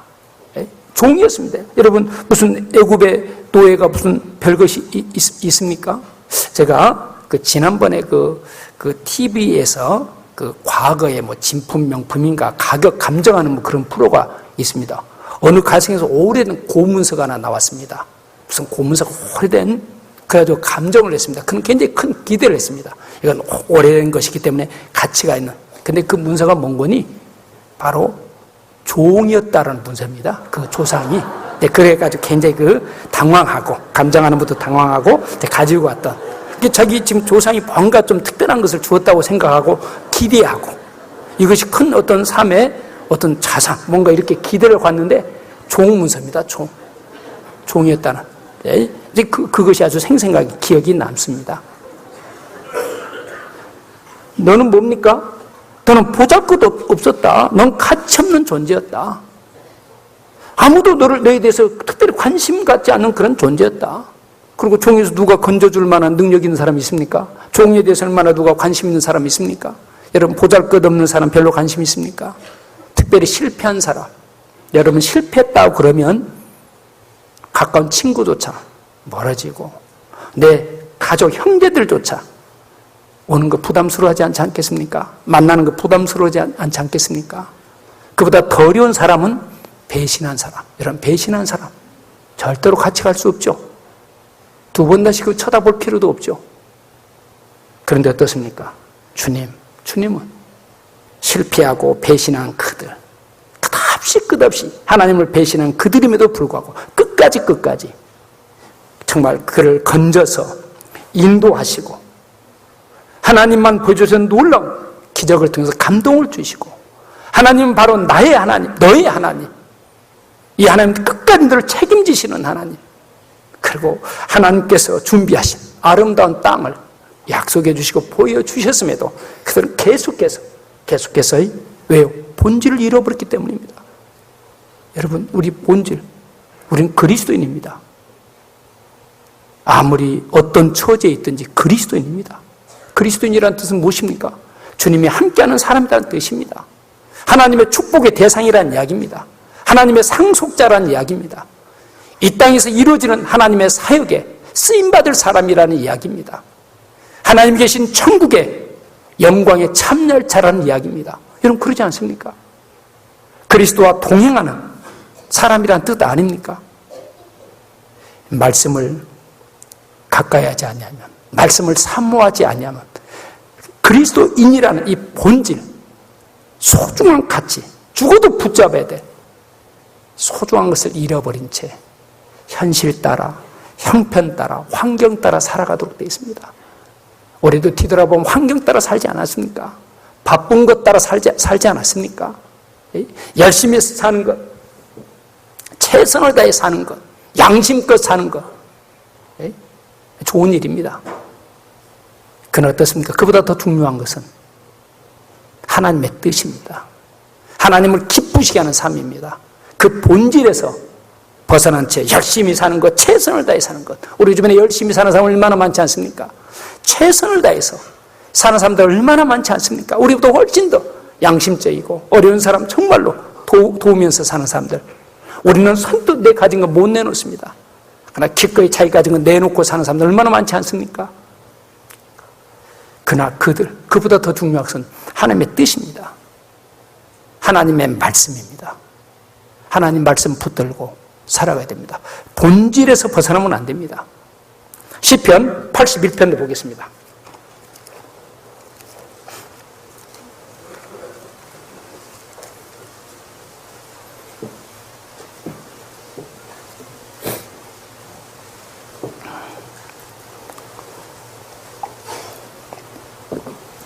(81편) 10절 보겠습니다.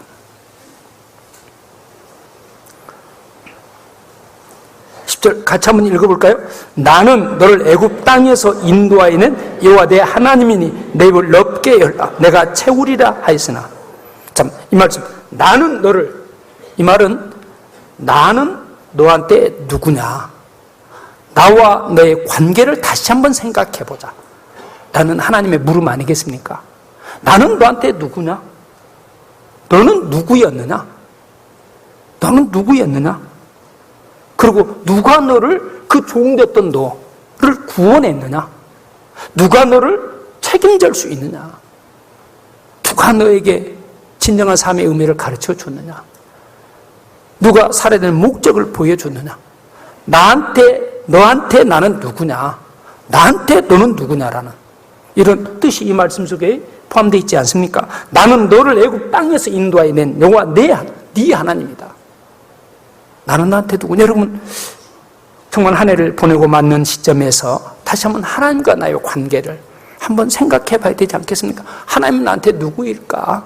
그냥 우주 만물을 창조하신 하나님, 인간 역사를 섭리하신 하나님, 좋으신 분으로 기억돼야 될지, 아니면 그러면 나는 그 하나님, 나의 하나님이 되시고 나의 구세주가 되시고 나의 소망이 되시고 나의 기쁨이 되시고 내 삶을 책임져 줄 수 있는 하나님, 내가 진정으로 믿고 의지하고 내 삶을 투자할 수 있는 하나님인지 그 관계를 분명히 하라.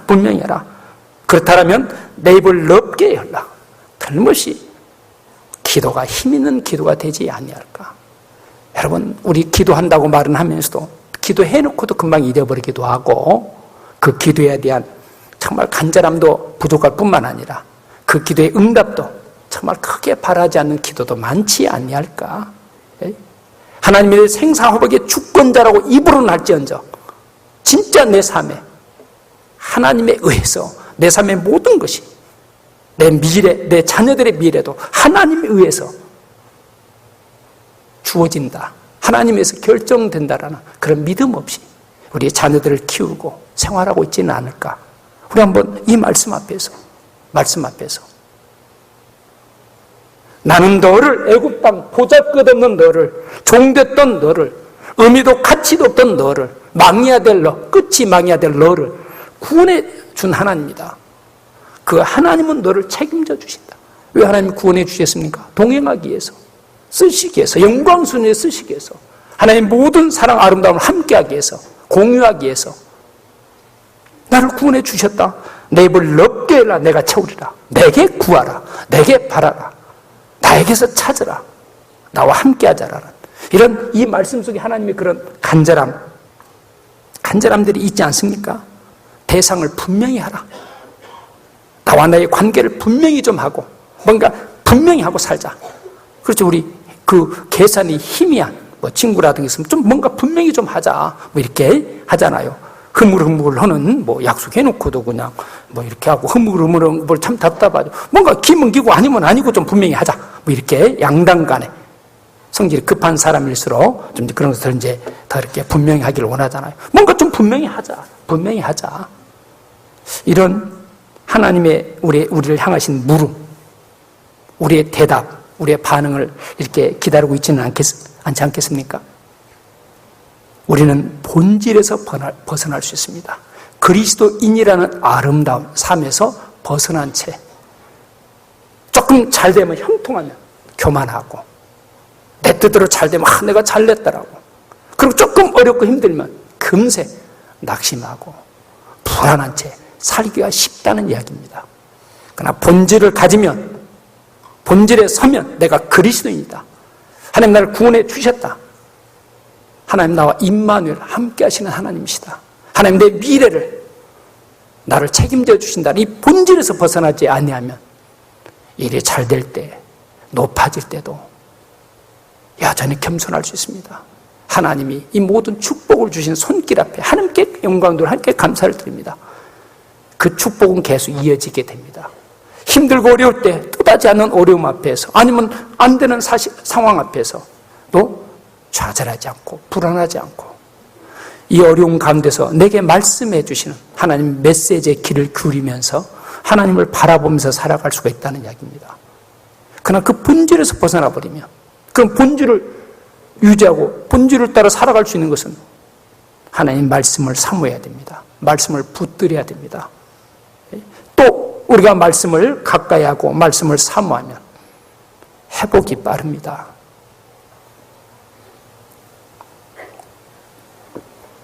회복이 필요 없는 사람은 없죠. 우리 삶 지치지 않습니까? 지칠 일이 참 많지 않지 않습니까? 매일매일의 삶 속에 지쳐서 지칠 때가 참 많지 않습니까? 자녀를 보면서 키우면서도 지칠 때가 있고 사업 앞에서도 여러 가지 관계 앞에서도 지칠 때가 많습니다. 여러분 회복이 빠릅니다. 많은 사람들은 지친 몸과 마음을 그대로 가지고 살아갑니다. 계속 지침이 쌓입니다. 피곤이 계속 쌓이게 되는 것이 우리 시대의 어떤 모습인 것처럼 회복되지 않는 채 살아가기가 쉽습니다. 어쩌면 그리스도인들도 지쳐있는 그리스도인들이 참 많습니다. 물론 우리 그 어떤 주어진 일 앞에 어머니들, 특별히 어머니 임원들 참 해야 될 일이 참 많이 있죠. 많이 끊임없이 연말이라고 해서 가족들끼리 오붓하게 함께할 시간조차 주어지지 않는 연말 앞에서 바쁜 일 앞에서 현실 앞에서 지치기가 참 쉽습니다. 회복되지 못한 채 지친 가운데 생활이 계속된다면 그 사람은 힘들어질 수밖에 없습니다. 본인도 힘들고 가족들도 힘들고 주변의 사람들 힘들 수밖에 없지 않겠습니까? 여러분 회복을 어디서 얻습니까? 사람들의 말을 통해서 회복됩니까? 세상의 노래를 통해서 노래 부른다고 해서 회복되던가요? 여러분 무엇에서 삶 속에서 이런저런 어려운 일 앞에서 지쳐가는 내 마음과 내 몸과 어떤 내 삶을 무엇으로 회복하고 있습니까? 시편 51편 보겠습니다.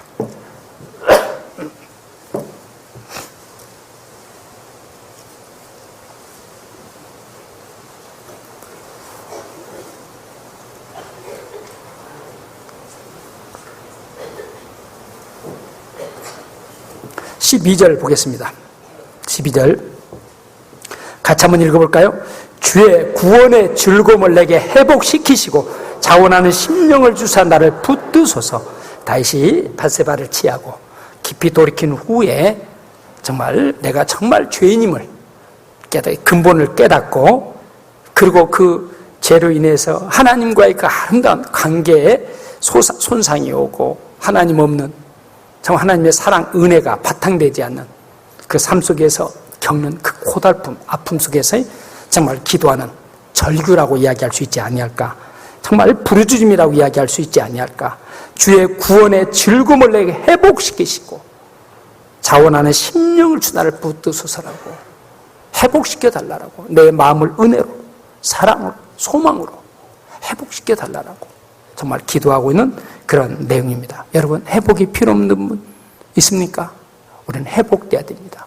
주님의 일도 회복된 가운데서 또 가정의 일도 사업도 직장의 일도 그래야 좋은 아이디어도 나오고 사람을 대할 때도 조금 더 따뜻하게 여유 있게 대할 수 있을 것이고 그런데 그 회복이 어디서 됩니까? 사람의 말을 들으면 어려울 때 힘들 때 친구들의 말 네?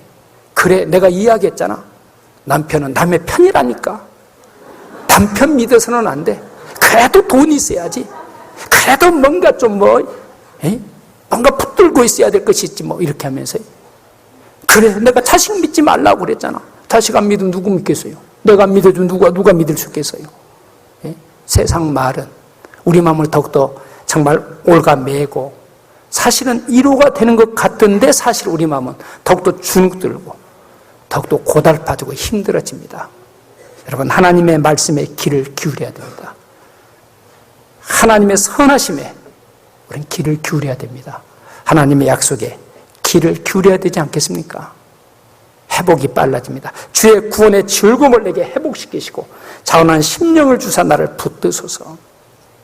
주의 말씀을 가까이 하지 않고 사모하지 아니하면 그다음에 어떻습니까?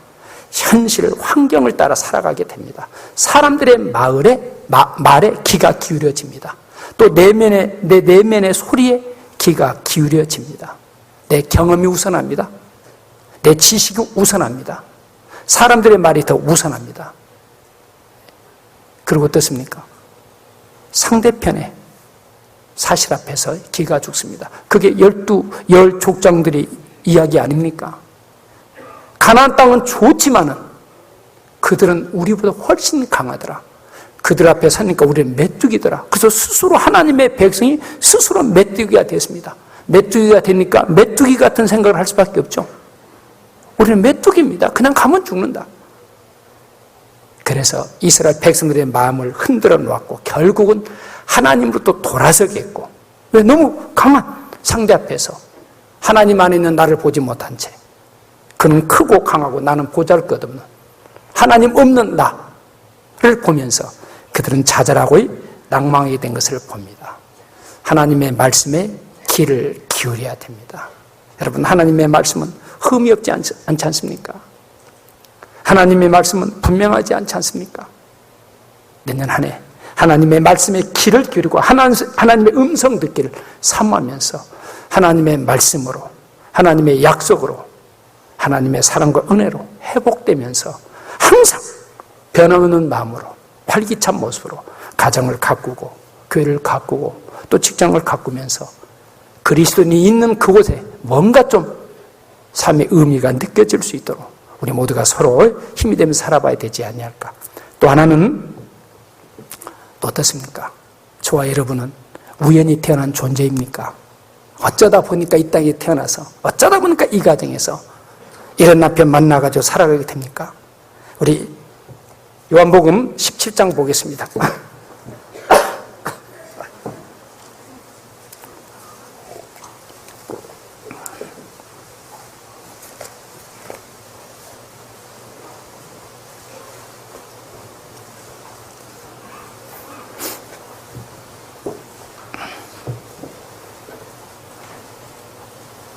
17장 18절 19절 우리 같이 한번 읽어볼까요? 여호와께서 나를 세상에 보내신 것 같이 나도 저희를 세상에 보내었고 또 저희를 위하여 내가 나를 거룩하게 하오니 이는 저희도 진리로 거룩함을 얻게 하려 함이니이다. 예수님은 아버지께서 나를 세상에 보내신 것 같이 나는 보냄을 받고 왔다. 주님은 생애가 그렇죠. 주님의 뜻을 이루기 위해서가 아니고 아버지의 뜻을 이루기 위해서 아버지께서 아들을 통해서 이루시고 나신 그것을 품고 그것을 위해서 사시다가 그것을 위해서 십자가까지 지시고 가셨습니다. 나를 세상에 보내신 것 같이 나도 저희를 구원받은 너희를 세상에 보내었고 여러분, 주님이 이 땅에 보내심 받고 오셔서 보냄받은 아들로서의 모든 것을 완성했듯이, 그리고 우리를 구원하신 주님께서 우리를 이 세상에 보내셨다라고. 다시 말해서 저와 여러분은 우연히 어쩌다의 산물이 아니고 보냄받은 자라고, 하나님의 특별한 어떤 목적을 위해서 보냄받은 존재라는 것을 다시 한번 우리에게 일깨워주고 있습니다. 이 말은 무엇입니까?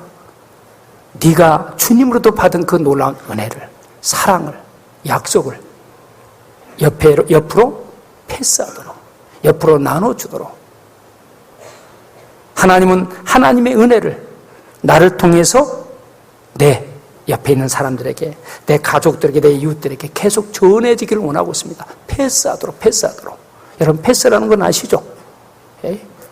참 그 운동, 축구 해보면 참 패스할 줄 모르는 분들이 있어요. 공을 쫙 끝까지. 그런 분하고 운동하면 성질납니다. 그 운동이 기쁨이 있고, 뭔가 운동을 통해서, 운동이라는 서로 합력하고 함께해서 이렇게 하는 건데, 귀엽고 몰고 가다 골 넣으면 또 괜찮죠. 노상 빼앗겨요, 중간에. 그럼 왜 그럴까? 사실은 축구를 몰라서 그러죠. 그 공에만 매달렸으니까 어디로 패스해야 될지를 모릅니다. 그러니까 몰고 가다 결국은, 그래서 이제 힘들게 하는 경우가 참 많이 봅니다. 세상에서는 골 넣은 사람만 인정해 줍니다. 그러나 진짜 그 골은 패스를 통해서 주어집니다. 그 배구 같은 것을 이렇게 봐도 참 이렇게 상대편이 친 것을 받아가지고 멋지게 토스해가지고 아주 공을 멋지게 만들어가지고 강 스파이크가 그냥 탁 힘있게 때리도록, 그래서 힘있게 상대편 골이 꽂히면 우리도 시원하잖아요. 얼마나 좋겠어요. 그 모든 것들이 패스에 의해서 정말 작품이, 골이 나오고, 정말 멋진 운동의 어떤 힘, 또 그 운동이 주는 어떤 그런 파워, 또 뭐 파워나 힘이나 똑같은 말이네요. 또 하고 보니까 뭐 하여튼 그런 즐거움, 뭐 이런 것들을 느끼게 해 주잖아요. 하나님은 우리가 받은 은혜를, 우리가 받은 사랑을, 우리가 가진 놀라운 소망을 나 혼자만 누리게 하는 것이 아니고 옆으로 패스하도록, 나눠주도록, 내가 이 말씀을 듣고 구원받은 것처럼 다른 사람도 구원받도록, 내가 이 소망을 가지고 사랑하는 것처럼 다른 사람들도, 내가 이 평안을 가지고 살아가는 것처럼 내게 이 하나님 주신 축복이 내게 머물러 있기를 원하지 않습니다. 여러분, 누릴 것 다 누리고 가질 것 다 갖고, 그것은 진정한 의미에서의 나누는 삶은 아닙니다. 그것은 나중에 보면 아픔이 되게 합니다. 하나님은 우리 개인에게 축복해 주십니다. 축복의 원리도 어떻습니까? 그 축복이 나로 머물러 있도록 하시게 축복해 주지 않습니다. 주신 재능, 주신 축복들이 나누어질 때, 다른 사람이 유익이 될 때, 특별히 공동체에게 덕이 될 때, 그의 공동체에게 은혜가 될 때, 그것이 축복이 되게 합니다. 기쁨이 되게 합니다. 계속해서 누리게 해주십니다. 그러나 그것이 나눠지지 않을 때, 처음에는 축복처럼 여겨졌지만 나중에는 그것이 오히려 가시가 되고 저주가 되는 것을 보게 됩니다. 부자 3대 못 간다는 이야기도 아마 그런 뜻도 있습니다. 자기 것인 줄 알고 자기만을 위한 것인 줄 알 때 그것은 오래가지 못합니다. 축복이 축복되게 하는 것은 나누어서 함께 할 때 계속 오래가게 하고, 계속 기쁨을 갖게 하고, 전에는 돈 많이 가진 것이 잘 사는 것인 줄 알고 성공한 것인 줄 알았습니다. 요즘에는 사회가 발달하다 보니까 많은 사람들이, 요즘에는 봉사의 문화, 기부의 문화가 많이 변하고 있습니다. 나눌 때 기쁨이 되고, 나에게도 기쁨이 되고, 받는 사람에게도 기쁨이 되고, 서로에게 기쁨이 되고, 이 사회를 받게 한다는 것을 알아가면서 봉사하는 삶, 또 기부하는 사람들이 점점 늘어나고 있습니다. 좋은 현상입니다. 여러분, 하나님이 왜 우리를 땅에 보내셨을까요? 너는 세상의 소금이다, 너는 세상의 빛이다라고 이야기합니다. 바울을 부르시고 뭐라 하겠습니까? 나는 복의 근원이 될지라고 이야기했습니다.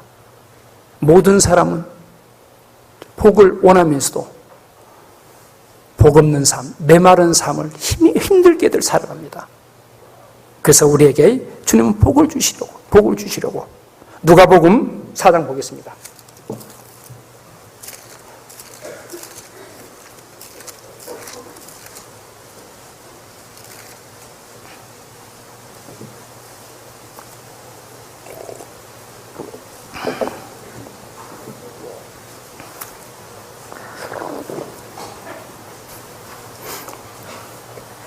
18절 보겠습니다. 주의 성령이 내게 임하셨으니 이는 가난한 자에게 복음을 전하게 하시려고 내게 기름을 부으시고 나를 보내사 포로된 자에게 자유를, 눈먼 자에게 다시 보게 함을 전파하며 눌린 자를 자유케 하고 주의 은혜 해를 전파하게 하려 하십니다. 주님이 이 땅에 오셨습니다. 주님이 성경을 펴서 읽으셨습니다. 주의 성령이 내게 임하셨으니 이는 가난한 자에게 복음을 전하게 하시려고. 성경은 이 세상에 살고 있는 저와 여러분, 우리 모든 사람이 가난하다고 선언하고 있습니다. 예, 가난하게 삽니다.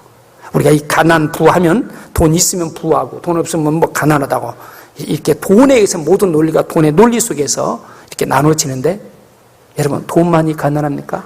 돈 있는 사람들은 그러면 정말 행복할까요? 사랑의 가난 속에 살고 있습니다. 그러지 않습니까? 신뢰가 깨진 관계가 참 많습니다. 부부 사이에도, 부모와 자식 간에도, 인간관계에서도 신뢰가 깨어진 채 신뢰 없는 가난한 삶. 여러분, 소망의 가난 속에 살고 있습니다. 사랑의 가난 속에, 소망의 가난 속에, 믿음의 가난 속에 살고 있습니다. 가난 속에들 살고 있습니다.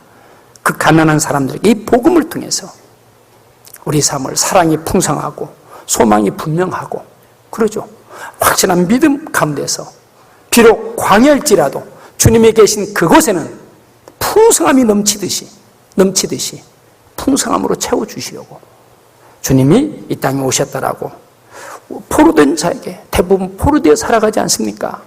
별이별, 정말 도박에 포로되어 살아가는 사람, 쾌락에 포로되어 살아가는 사람, 그 잘못된 것에 붙잡혀가지고 인생을 망치는 사람 너무너무 많지 않습니까?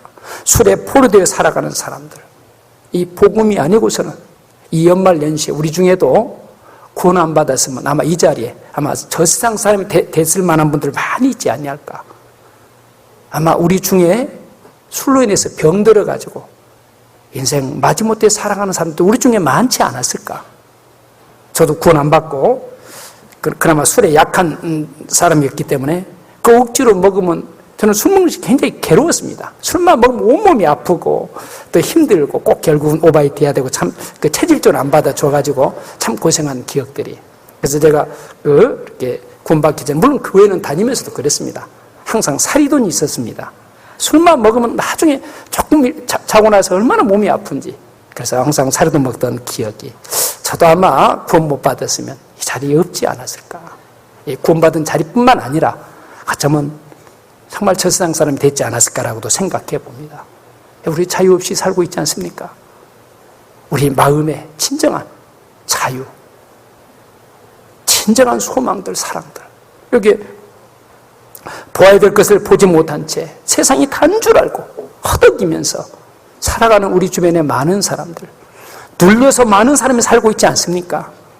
그렇잖아요. 잘난 사람한테 눌리고, 돈 있는 사람한테 눌리고, 직급에 눌리고, 책임에 눌리고, 눌려서들 수많은 사람들이 힘들게 살아가고 있습니다.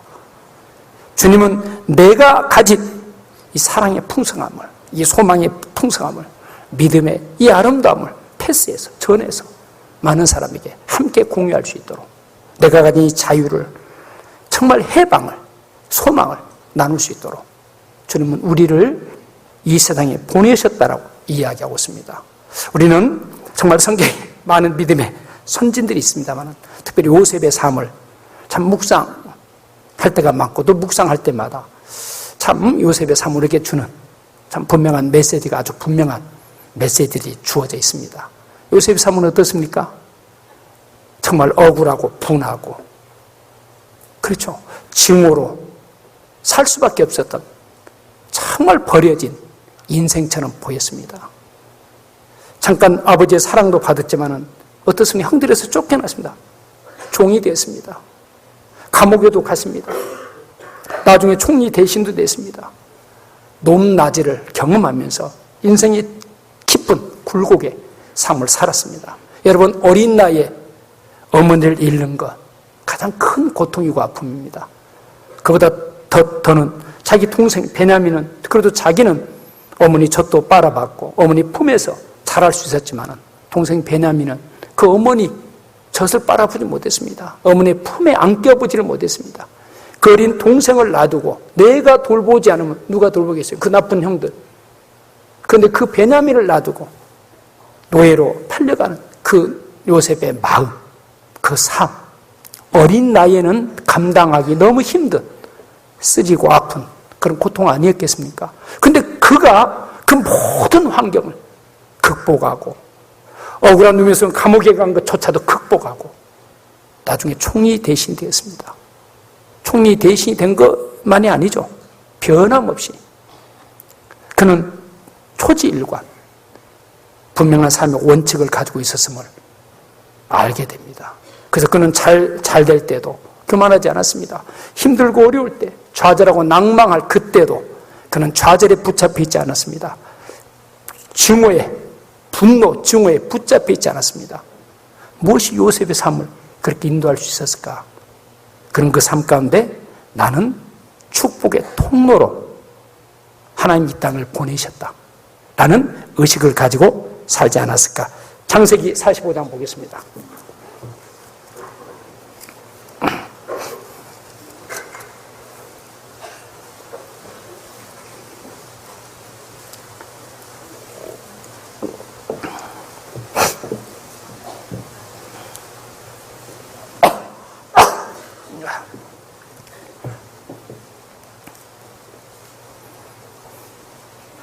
(45장) 5절 보겠습니다. 이제 드디어 그 자기를 판 형들과 같이 만나게 되죠. 이미 요셉은 그 먼저 알았죠. 당신들이 나를 이곳에 팔았으므로 근심하지 마소서, 한탄하지 마소서. 하나님이 생명을 구원하시고 나를 당신들 앞서 보내셨나이다. 그 요셉의 형들이 바로 자기가 무릎 꿇고 자기가 바라보는 그 대단한 분이 자기 동생 요셉이라는 것을 알았을 때 그들 어땠을까요? 물론 그 전에 양심의 가책들을 많이 느꼈죠. 이제 그 앞에 보면 그런 내용들이 많이 나오잖아요. 아, 우리가 그때 요셉의 울부짖음을 외면하고 요셉을 팔았다. 그 죄가 우리에게 미친다라고. 그러면서 막 이제 죄를 결국 깨닫게 되잖아요. 물론 항상 평생을 아마 그 죄 속에서 가지고 있었지 않았을까. 그런데 드디어 이제 그 요셉, 자기 앞에 있는, 자기가 무릎 꿇고 경배하고 있는 그 사람이 요셉이란 것을 알았을 때 얼마나 놀라지 않았겠습니까? 근데 이야기합니다.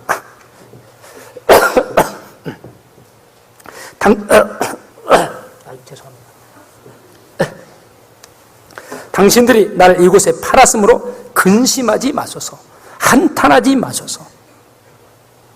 하나님이 생명을 구원하시려고 나를 당신들 앞서 보내셨나이다. 7절에도 하나님이 큰 구원으로 당신들의 생명을 보존하고 당신들의 후손을 세상에 두시려고 나를 당신들 앞서 보내셨나이다. 모양은 팔려서 내가 노예가 되고 온갖 고통을 다 겪었지만 내용은 하나님이 당신들 손을 빌려서 나를 이렇게 했다고 보냈다라고. 감옥에 갔을 때도 여러분 억울하지 않겠습니까? 저만 같아도 아마 굉장하지 않았을까 싶어요. 그래도 그 감옥에서조차 감옥에 있는 사람들에게 그는 위로가 되고 기쁨이 되었습니다. 그의 삶을 통해서 저 사람은 진짜 하나의 복 주시는 사람이다. 보디발의 집에서도 그렇게 느끼지 않았습니까? 보디발도 요셉을 통해서 하나의 복 주시는 분. 창세기 38장 보겠습니다. 39장입니다.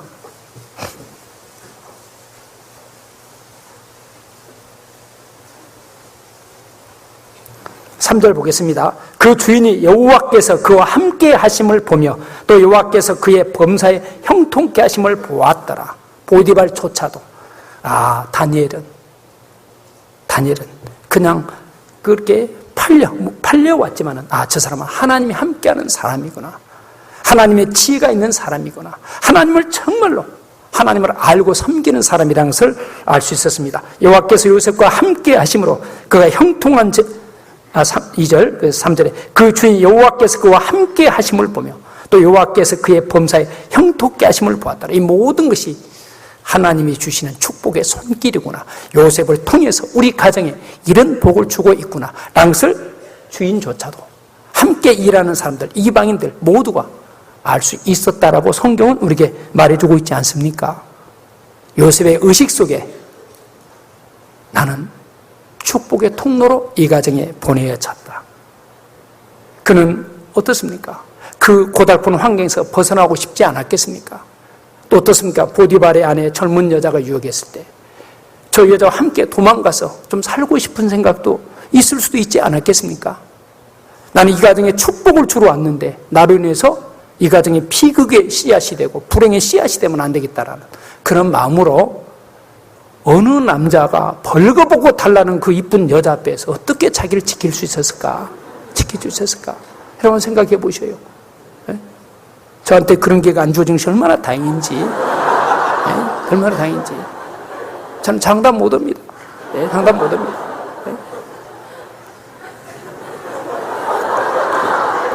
이렇게 하고 보니까 이거 다른 데로 나가면 안 됩니다. 특별히 우리 저희 집사람이 이런 소리 들으면 이거 상당히 이렇게 그렇지 않아도 지금 힘이 점점 균형이 이렇게 바뀌어지고 있거든요, 지금. 그런데 이제 이런 얘기가 들으면 진짜로 이제 어려울 수 있으니까 절대로. 예. 네.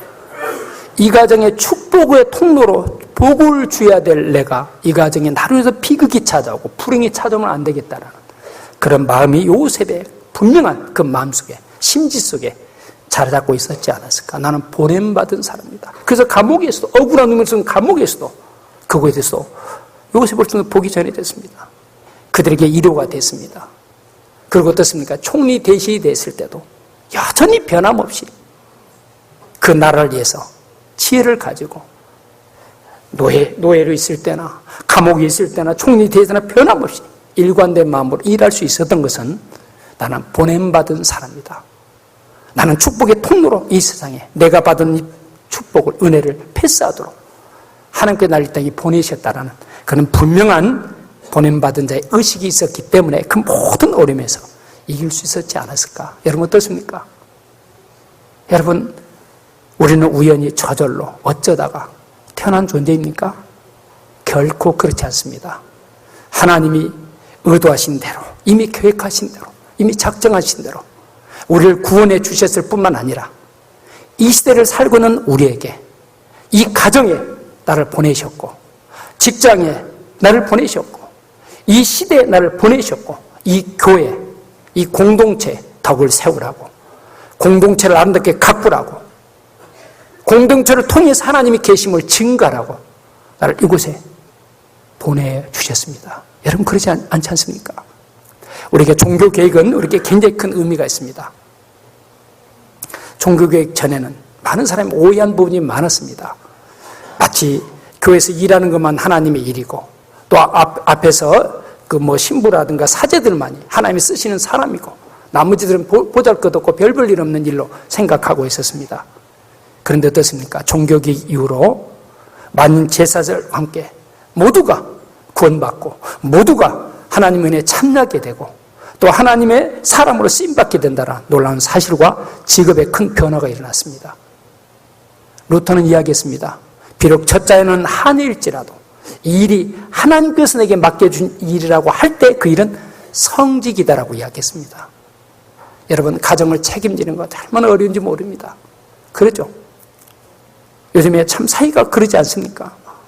그러나 이 가정에 나를 보내셨습니다.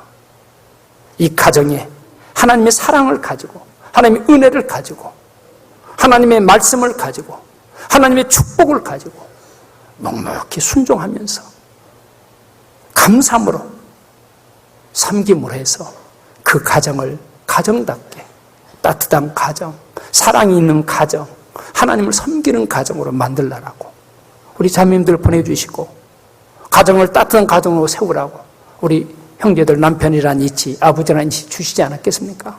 그 직장, 요즘에 직장생활 얼마나 힘들고 어렵지 않지 않습니까?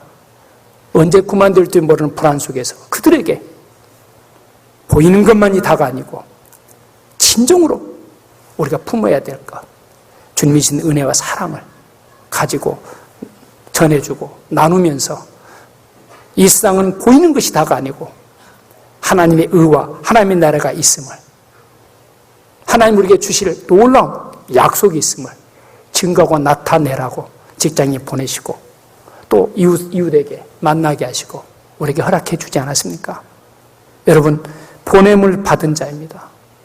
이 의식이 분명하지 못하다라면 우리 삶은 쉽게 무너집니다. 쉽게 오름 앞에서 무너집니다. 아마 우리 인천은 그런 일이 없겠지만 우리 수원교회당 우리 지하 주차장이 있는데 가끔 주차장에서 남의 차를 봐둬놓고 말없이 가는 사람들이 가끔 한 사람씩 나오는 모양이에요. 여러분, 얼마나 성질 안 나겠습니까? 내 차 받았다고 하면 성질 납니다. 그나마 더 성질 난 것은 그리고 그냥 없어졌다고 생각해보세요. 그것도 교회 안에서. 네? 얼마나 안타까운 일인지. 세워야 될 공동체가 세상에 교회조차 만약 그분이 신앙이 약한 분 같으면 그래서 받으려면 내 차 받으라고 그랬습니다. 제 차 받으라고. 차도 좀 오래도 되기도 했지만은 그 내 차 받으면 나는 그래도 뭐 할 수 없이 다니니까 나라도 이해해야 될 거 아니겠어요? 나라도 그걸 뭐 승기를 뭐 봐줘야 될 거 아니겠어요? 그만 이제 구원받고 아니면 구원받으러 와서 그 새신자 말씀 들으러 왔는데 소집회 들으러 왔는데 받은 거 아무도 없다는 그 생각을 해보셔요. 정말 우리는 어떤 자리에 있든지 어떤 곳에든지 하나님 이 자리에 이곳에 하나님의 사랑과 하나님의 나라와 하나님의 의를 드러내라고 보내셨다라는 그런 의식 속에 살아가야 되지 않냐할까. 그런 의식 속에 살 때 우리는 충성스럽게 살아갈 수 있습니다. 시편 101편 보겠습니다.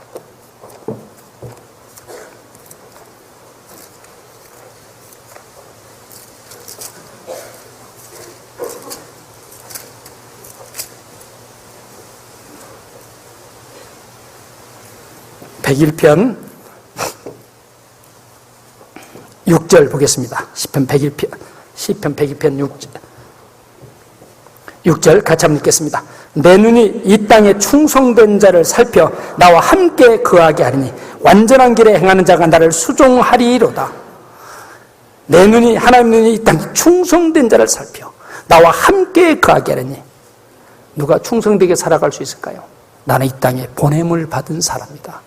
하나님의 나라와 하나님의 의를 전하라고, 내가 받은 은혜, 내가 가진 이 소망, 내가 누리는 이 평안, 이것을 전해주라고, 패스하라고 나를 이 땅에 보내셨다라는 의식 속에 살 때 우리는 어떤 자리에 있든지 어떤 상황에서든지 굴하지 않고 충성을 다할 수 있지 않냐할까. 여러분, 충성은 군인들에게만 요구되는 덕목이 아닙니다. 가장 먼저 그리스도인에게 가져야 될 덕목 아니겠습니까? 우리가 날마다 듣는 이 말씀, 주님이 주신, 우리가 묵상하는 말씀은 하나님이 말씀하신 말씀입니다. 여러분, 하나님의 말씀입니다. 내 삶을 의미있게 하시고 복되게 하시고 축복해 주시기 원하시는 하나님께서 내 삶을 윤기나게 하시려고, 가치있게 만들려고, 내 삶을 풍성히 하시려고, 비록 고난일지라도 어려움일지라도 그 목적을 가지고 내게 주신 말씀 아닙니까? 여러분, 이 말씀 그렇지 않습니까? 누가 충성해야 되겠습니까? 여러분, 군인들, 요즘에 군인 이리 터지고 저리 터지고 오면서 우리는 뭐 이렇게 저렇게 이야기합니다. 그러나 실제 어떻습니까? 그 군인들보다도 정말 그리스도인들이 충성해야 되지 않지 않겠습니까? 잠언 22장 보겠습니다.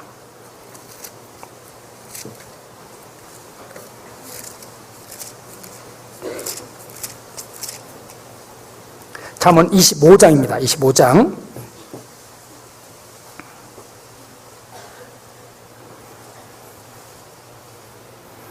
25장 13절 같이 한번 읽겠습니다.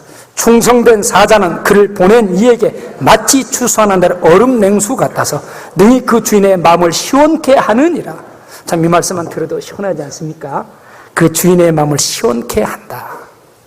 참, 이렇게 마치 그 더운 추수 때는 보통 덥잖아요. 그 추수가 힘들잖아요. 덥고 힘들 때 시원한 얼음 냉수같이 그 주인에게 우리 하나님도 이런 영화, 이런 기쁨 우리를 통해서 얻기 원하지 않겠습니까? 충성된 사자. 주님 교회 안에서 참 봉사일도 많이 있죠. 살펴야 될 일, 또 해야 될 일, 우리 자녀들 정말 이 학교 교육이 무너진 이때 스스로 무너졌다고 그러잖아요. 교육 담당자들도 무너졌다고 그러잖아요. 그런 때 교회에서마저도 저희 교회 안에서도 가끔 문제된 아이들, 좀 문제를 일으키는 아이들이 가끔 있습니다. 참 저 아이들 학교에서는 싫으면 그래 네 맘대로 라고 버려집니다. 교회에서 저 아이들을 품지 아니하면 저 아이들은 어떻게 될까라고 걱정해 볼 때가 참 많이 있습니다. 그러면서 우리 교학교를 담당하는 선생님들, 또 아니면 우리 모든 식구들이 우리는 어린아이들 쉽게 지내치지 말고 인사도 하고 아니면 머리라도 쓰다듬어 주면서 좀 뭔가 아이들 격려, 사랑을 느낄 수 있도록 해야 되지 않을까라는 그런 책임들도 정말 느껴봅니다. 여러분, 저렇게 충성해야 되지 않겠습니까? 우리가 맡은 일에 그리스도인으로 충성. 직장 일도 세상 일도 열심히 해야 되지만 주님의 일도 충성스럽게 좀 믿음의 삶을 살아가야 되지 않을까. 내가 비록 맡은 일이 작아 보이는 일일지라도 정말 그 일에 최선을 다하는 그런 모습, 감사함으로 하나님이 나를 구원하신 하나님께서 하나님의 사역을, 이 소중한 일을 내게 맡겨주셨다라는 그런 믿음 안에서 정말 충성을 다해야 되지 아니할까. 여러분, 그런 생각들 들지 않습니까? 충성해야 됩니다. 우리는 보냄을 받은 자입니다. 우리는 세상을 탓하고 원망할 것이 아니고 이 세상의 빛들로, 점점 어두워지는 세상의 빛들로 부패하고 썩어지고 냄새나는 세상에 소금의 역할을 하라고 이 땅에 보내주셨습니다. 이 교회를 세워주셨습니다. 우리 교회가 빛의 역할, 소금의 역할을 감당한다고 생각하고 계십니까? 우리 공동체가 정말 그런 역할을 감당할 수 있도록, 그런 공동체가 되도록 우리 서로 격려하고 사랑하고 우리 안에 계시는 주님을 드러내고 증가하면서 우리 공동체가 정말 믿음에 더욱더 사랑 위에 세워져야 되지 않겠습니까? 보냄을 받은 자들입니다. 또 하나는 어떻습니까? 믿음으로 행한 일에는 반드시 하나님이 책임져 주시고 갚아 주신다는 사실을 우리는 확신해야 됩니다. 여러분, 그게 성경의 이야기 아닙니까? 그게 성경의 이야기입니까? 이스라엘 역사를 통해서 하나님은 이스라엘 백성들에게 강력하게 각인시켜 주셨습니다. 믿음으로 행한 일, 믿음을 따라 산 그 일에는 하나님 반드시 책임져 주십니다. 그리고 반드시 갚아 주십니다. 갚아 주십니다. 여러분, 여리고성이 정말 망했습니다. 근데 그 망한 여리고성에서 구원받은 사람이 있습니다. 여리고성에는 똑똑하고 잘난 사람, 그 당시 그런 엄청난 성, 지금의 고고학자들 지금도 보고 놀란다고 그래요. 그 성벽이 양쪽으로 앞과 뒤로 있어가지고 자동차가 지나갈 만큼 넓고 견고한 성이었습니다. 그 정도를 건축할 수 있고 설계하고 건축하고 그 정도로 그렇게 끌어갈 수 있다는 이야기는 그곳에 뛰어난 사람, 잘난 사람, 능력 있는 사람, 대단한 사람들 많지 않지 않았겠습니까? 그런데 그 중에 유독 보잘것없는 나합이 구원받게 됩니다. 나합이 그 가정, 나합과 나합께 속한 모든 가정이 구원받게 됩니다. 왜 그렇습니까? 믿음으로 행한 일에는 비록 나합은 보잘것없는 어쩌면 버려진 여자, 창겼습니다. 보잘것없습니다. 그럼에도 그가 행한 그 일에 하나님이 갚아주셨습니다. 히브리서 11장 보겠습니다.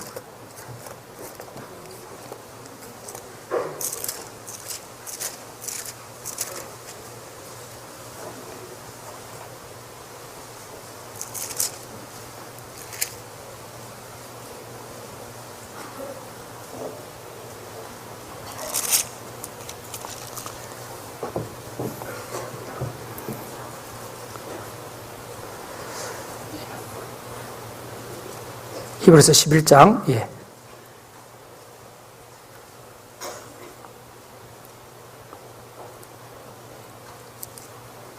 예, 31절입니다.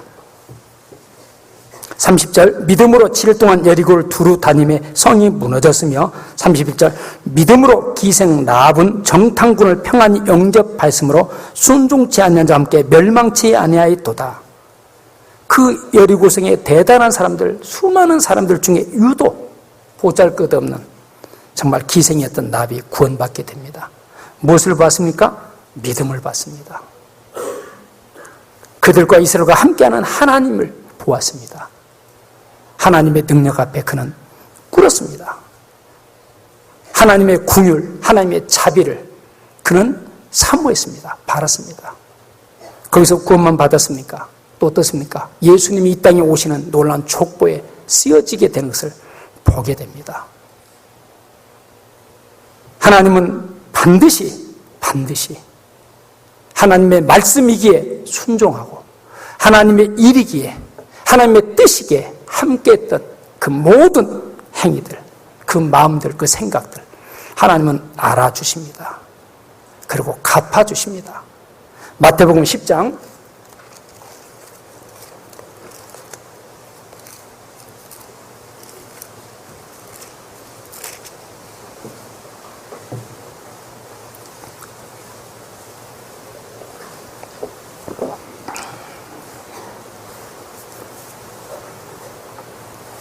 40절 보겠습니다. 너희를 영접하는 자는 나를 영접하는 것이요 나를 영접하는 자는 나 보내신 이를 영접하는 것이니라. 선자의 이름으로 선자를 영접하는 자 선지자의 상을 받을 것이요 의인의 이름으로 의인을 영접하는 자 의인의 상을 받을 것이요. 42절 같이 읽겠습니다.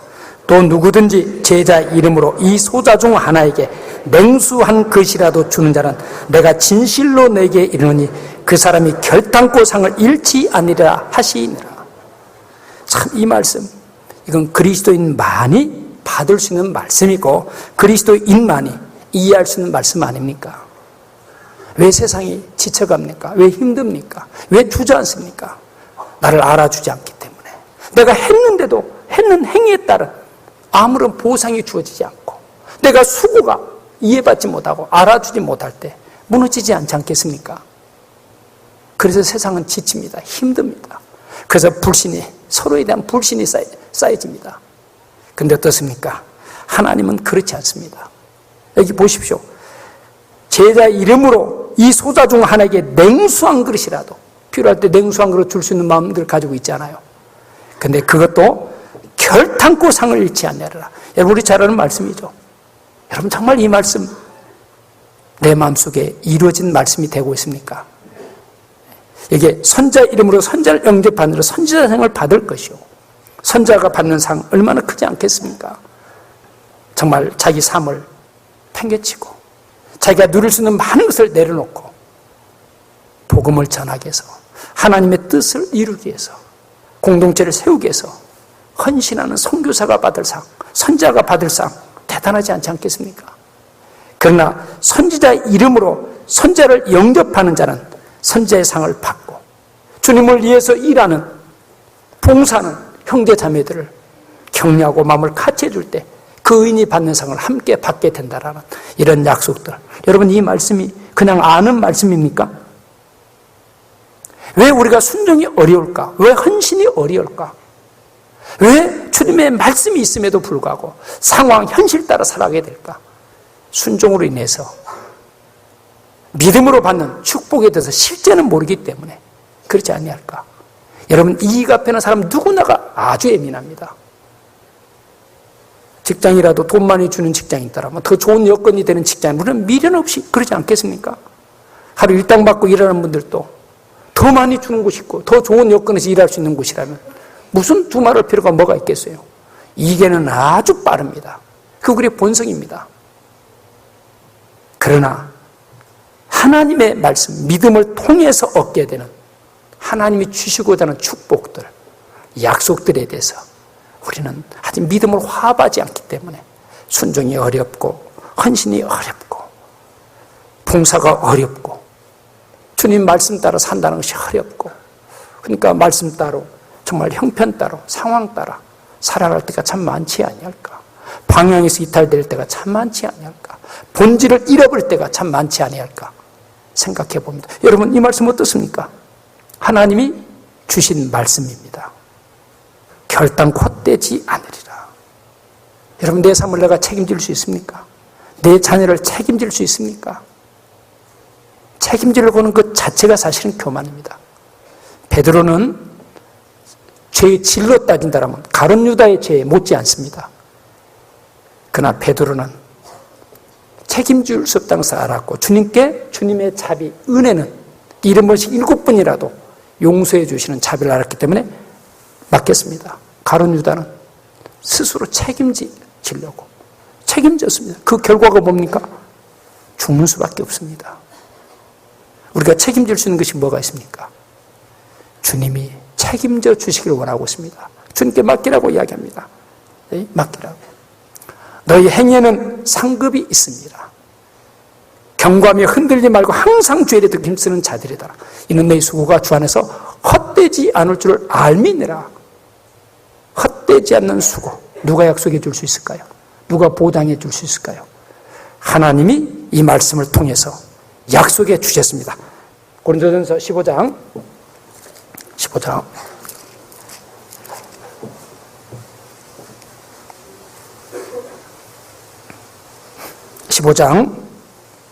57절부터 제가 읽겠습니다. 우리 주 예수 그리스도로 말미암아 우리에게 이김을 주신 하나님께 감사하노니 그러므로 내 사랑하는 형제들아 견고하며 흔들지 말며 항상 주의 일에 더욱 힘쓰는 자들이 되라. 같이 한번 읽어볼까요? 이는 너희 수고가 주 안에서 헛되지 않을 줄 알미니라. 우리에게 이김을 주시는 하나님, 예, 그렇습니다. 하나님은 절대로 우리를 그 상황에서, 현실에서, 현재는 지는 것 같지만, 현재는 어려운 것 같지만 그것을 통해서 하나님 일하고 계십니다. 그러면서 58절, 그러면 내 사랑의 형제들아 견고하며 흔들지 말며 항상 주의 일에 더욱 힘쓰는 자들이 되라. 성경은 여기서 그치지 않습니다. 그리고 그 결과에 대해서 약속해 주고 있습니다. 이는 내 수고가 주 안에서 헛되지 않을 줄 알미니라. 하나님은 우리 수고를 믿음으로 행한 일, 하나님의 말씀이기 때문에 순종하고 하나님의 일이기 때문에 맡겨준 일이기 때문에 충성을 다한 그 일에 반드시 책임져 주십니다. 헛되지 않습니다. 하나님이 이 확실한 약속을 우리에게 주셨습니다. 주어진 내년 한 해에 말씀 붙들고 살아봐야 되지 않겠습니까? 어떤 형편, 어떤 처지에 있더라도 아무리 어려운 상황이 있다 할지라도 나는 이 세상에 하나님의 복, 하나님의 은혜, 이 복음을 통해서 사람을 살리는 그 일에 우리를 보내심을 받은 자다. 내가 있는 내 가정도 나는 보내심 받고 온 자입니다. 내가 있는 직장도 남이 볼 때는 뭐 일도 별것 아니고 뭐 월급도 별로 아닐지라도 주님이 이 자리에 나를 보내셨다. 내가 살고 온 속한 이 사회, 이 시대에 나를 보내셨다라는 그런 정말 임재 의식, 보냄을 받은 자라는 확신 속에서 말씀으로 인한 믿음의 행위에는 반드시 책임져 주시고 갚아준다는 믿음을 가지고 힘있게 살았으면 하는 바람입니다.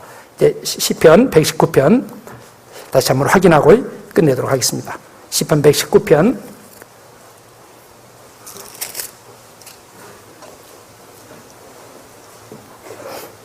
이 모든 것들을 뒷받침해주는 근거가 무엇입니까? 주님이 말씀하셨습니다. 주님이 이미 말씀하셨습니다. 49절, 50절 다시 한번 같이 읽겠습니다. 주의 종에게 하신 말씀을 기억하소서. 주께서 나로 소망 있게 하셨나이다. 이 말씀은 나의 곤란 중에 이루라. 주의 말씀이 나를 살셨음이니다. 이미 말씀하셨습니다. 근거가 무엇입니까? 하나님의 말씀입니다. 우리 축복의 근거가 말씀입니다. 내 모든 믿음의 행위에 대한 하나님 책임져 주시겠다는 근거가 무엇입니까? 말씀입니다. 갚아주겠다는 근거가 무엇입니까? 말씀입니다. 이 말씀 속에 있는 내 삶을 말씀을 통해서 봐야 됩니다. 이 말씀 속에 나타나는 하나님을 우리는 더 보아야 됩니다. 더 알아야 됩니다. 이 말씀 속에 있는 내 미래를 볼 수 있어야 됩니다. 구체적으로 보면서 정말 말씀을 붙들고 또 말씀의 확신 속에서 충성스럽게 사는 한 해가 되었으면 하는 그런 바람입니다. 같이 기도하겠습니다. 주님, 우리를 구원해 주시고 주님 말씀 주셔서 말씀의 확신 속에서 말씀 속에서 주님을 알아가고 그 말씀 속에서 내 삶을, 내 미래를 소망하면서 주님의 이룩 가운데 살아갈 수 있도록 우리 삶을 온통 축복으로 은혜로 채워주시고 인도해 주심에 감사를 드립니다. 올 한 해를 주님의 은혜로 살 수 있었던 것처럼 내년 한 해 또한 주님의 은혜 부탁합니다. 주님께 말씀께 부탁합니다. 요셉이 보냄을 받았다라는 분명한 의식, 일관된 정말 그 마음속에 축복의 통로로 쓰임받은 것처럼 점점 어두워져 가고 점점 힘들어가는 이 세상에 우리 축복의 통로로 쓰임받는 우리 모두 될 수 있도록 도와주시옵소서. 주님이 보내주신 가정을 아름답게 가꿀 수 있도록 인도해 주시고, 내가 속했는 직장을 정말 일할만 나는, 또 일만 나고 살만 하고 뭔가 희망이 보이는 그런 직장으로 만들어갈 수 있는 우리 모두가 되도록 도와주시고, 특별히 피 흘려 사신 이 공동체가 우리 각 사람 각 사람의 정말 감사와 기쁨과 충성을 통해서, 헌신을 통해서 아름답게 가꾸어질 수 있도록 축복해 주시고, 그 공동체를 통해서 우리 가정이, 우리 각 사람이 주님의 은혜와 사랑 안에서 변화되고 성장해 갈 수 있는 한 해로 축복해 주시옵소서. 모든 것 주님께 감사하고 주님께 맡깁니다.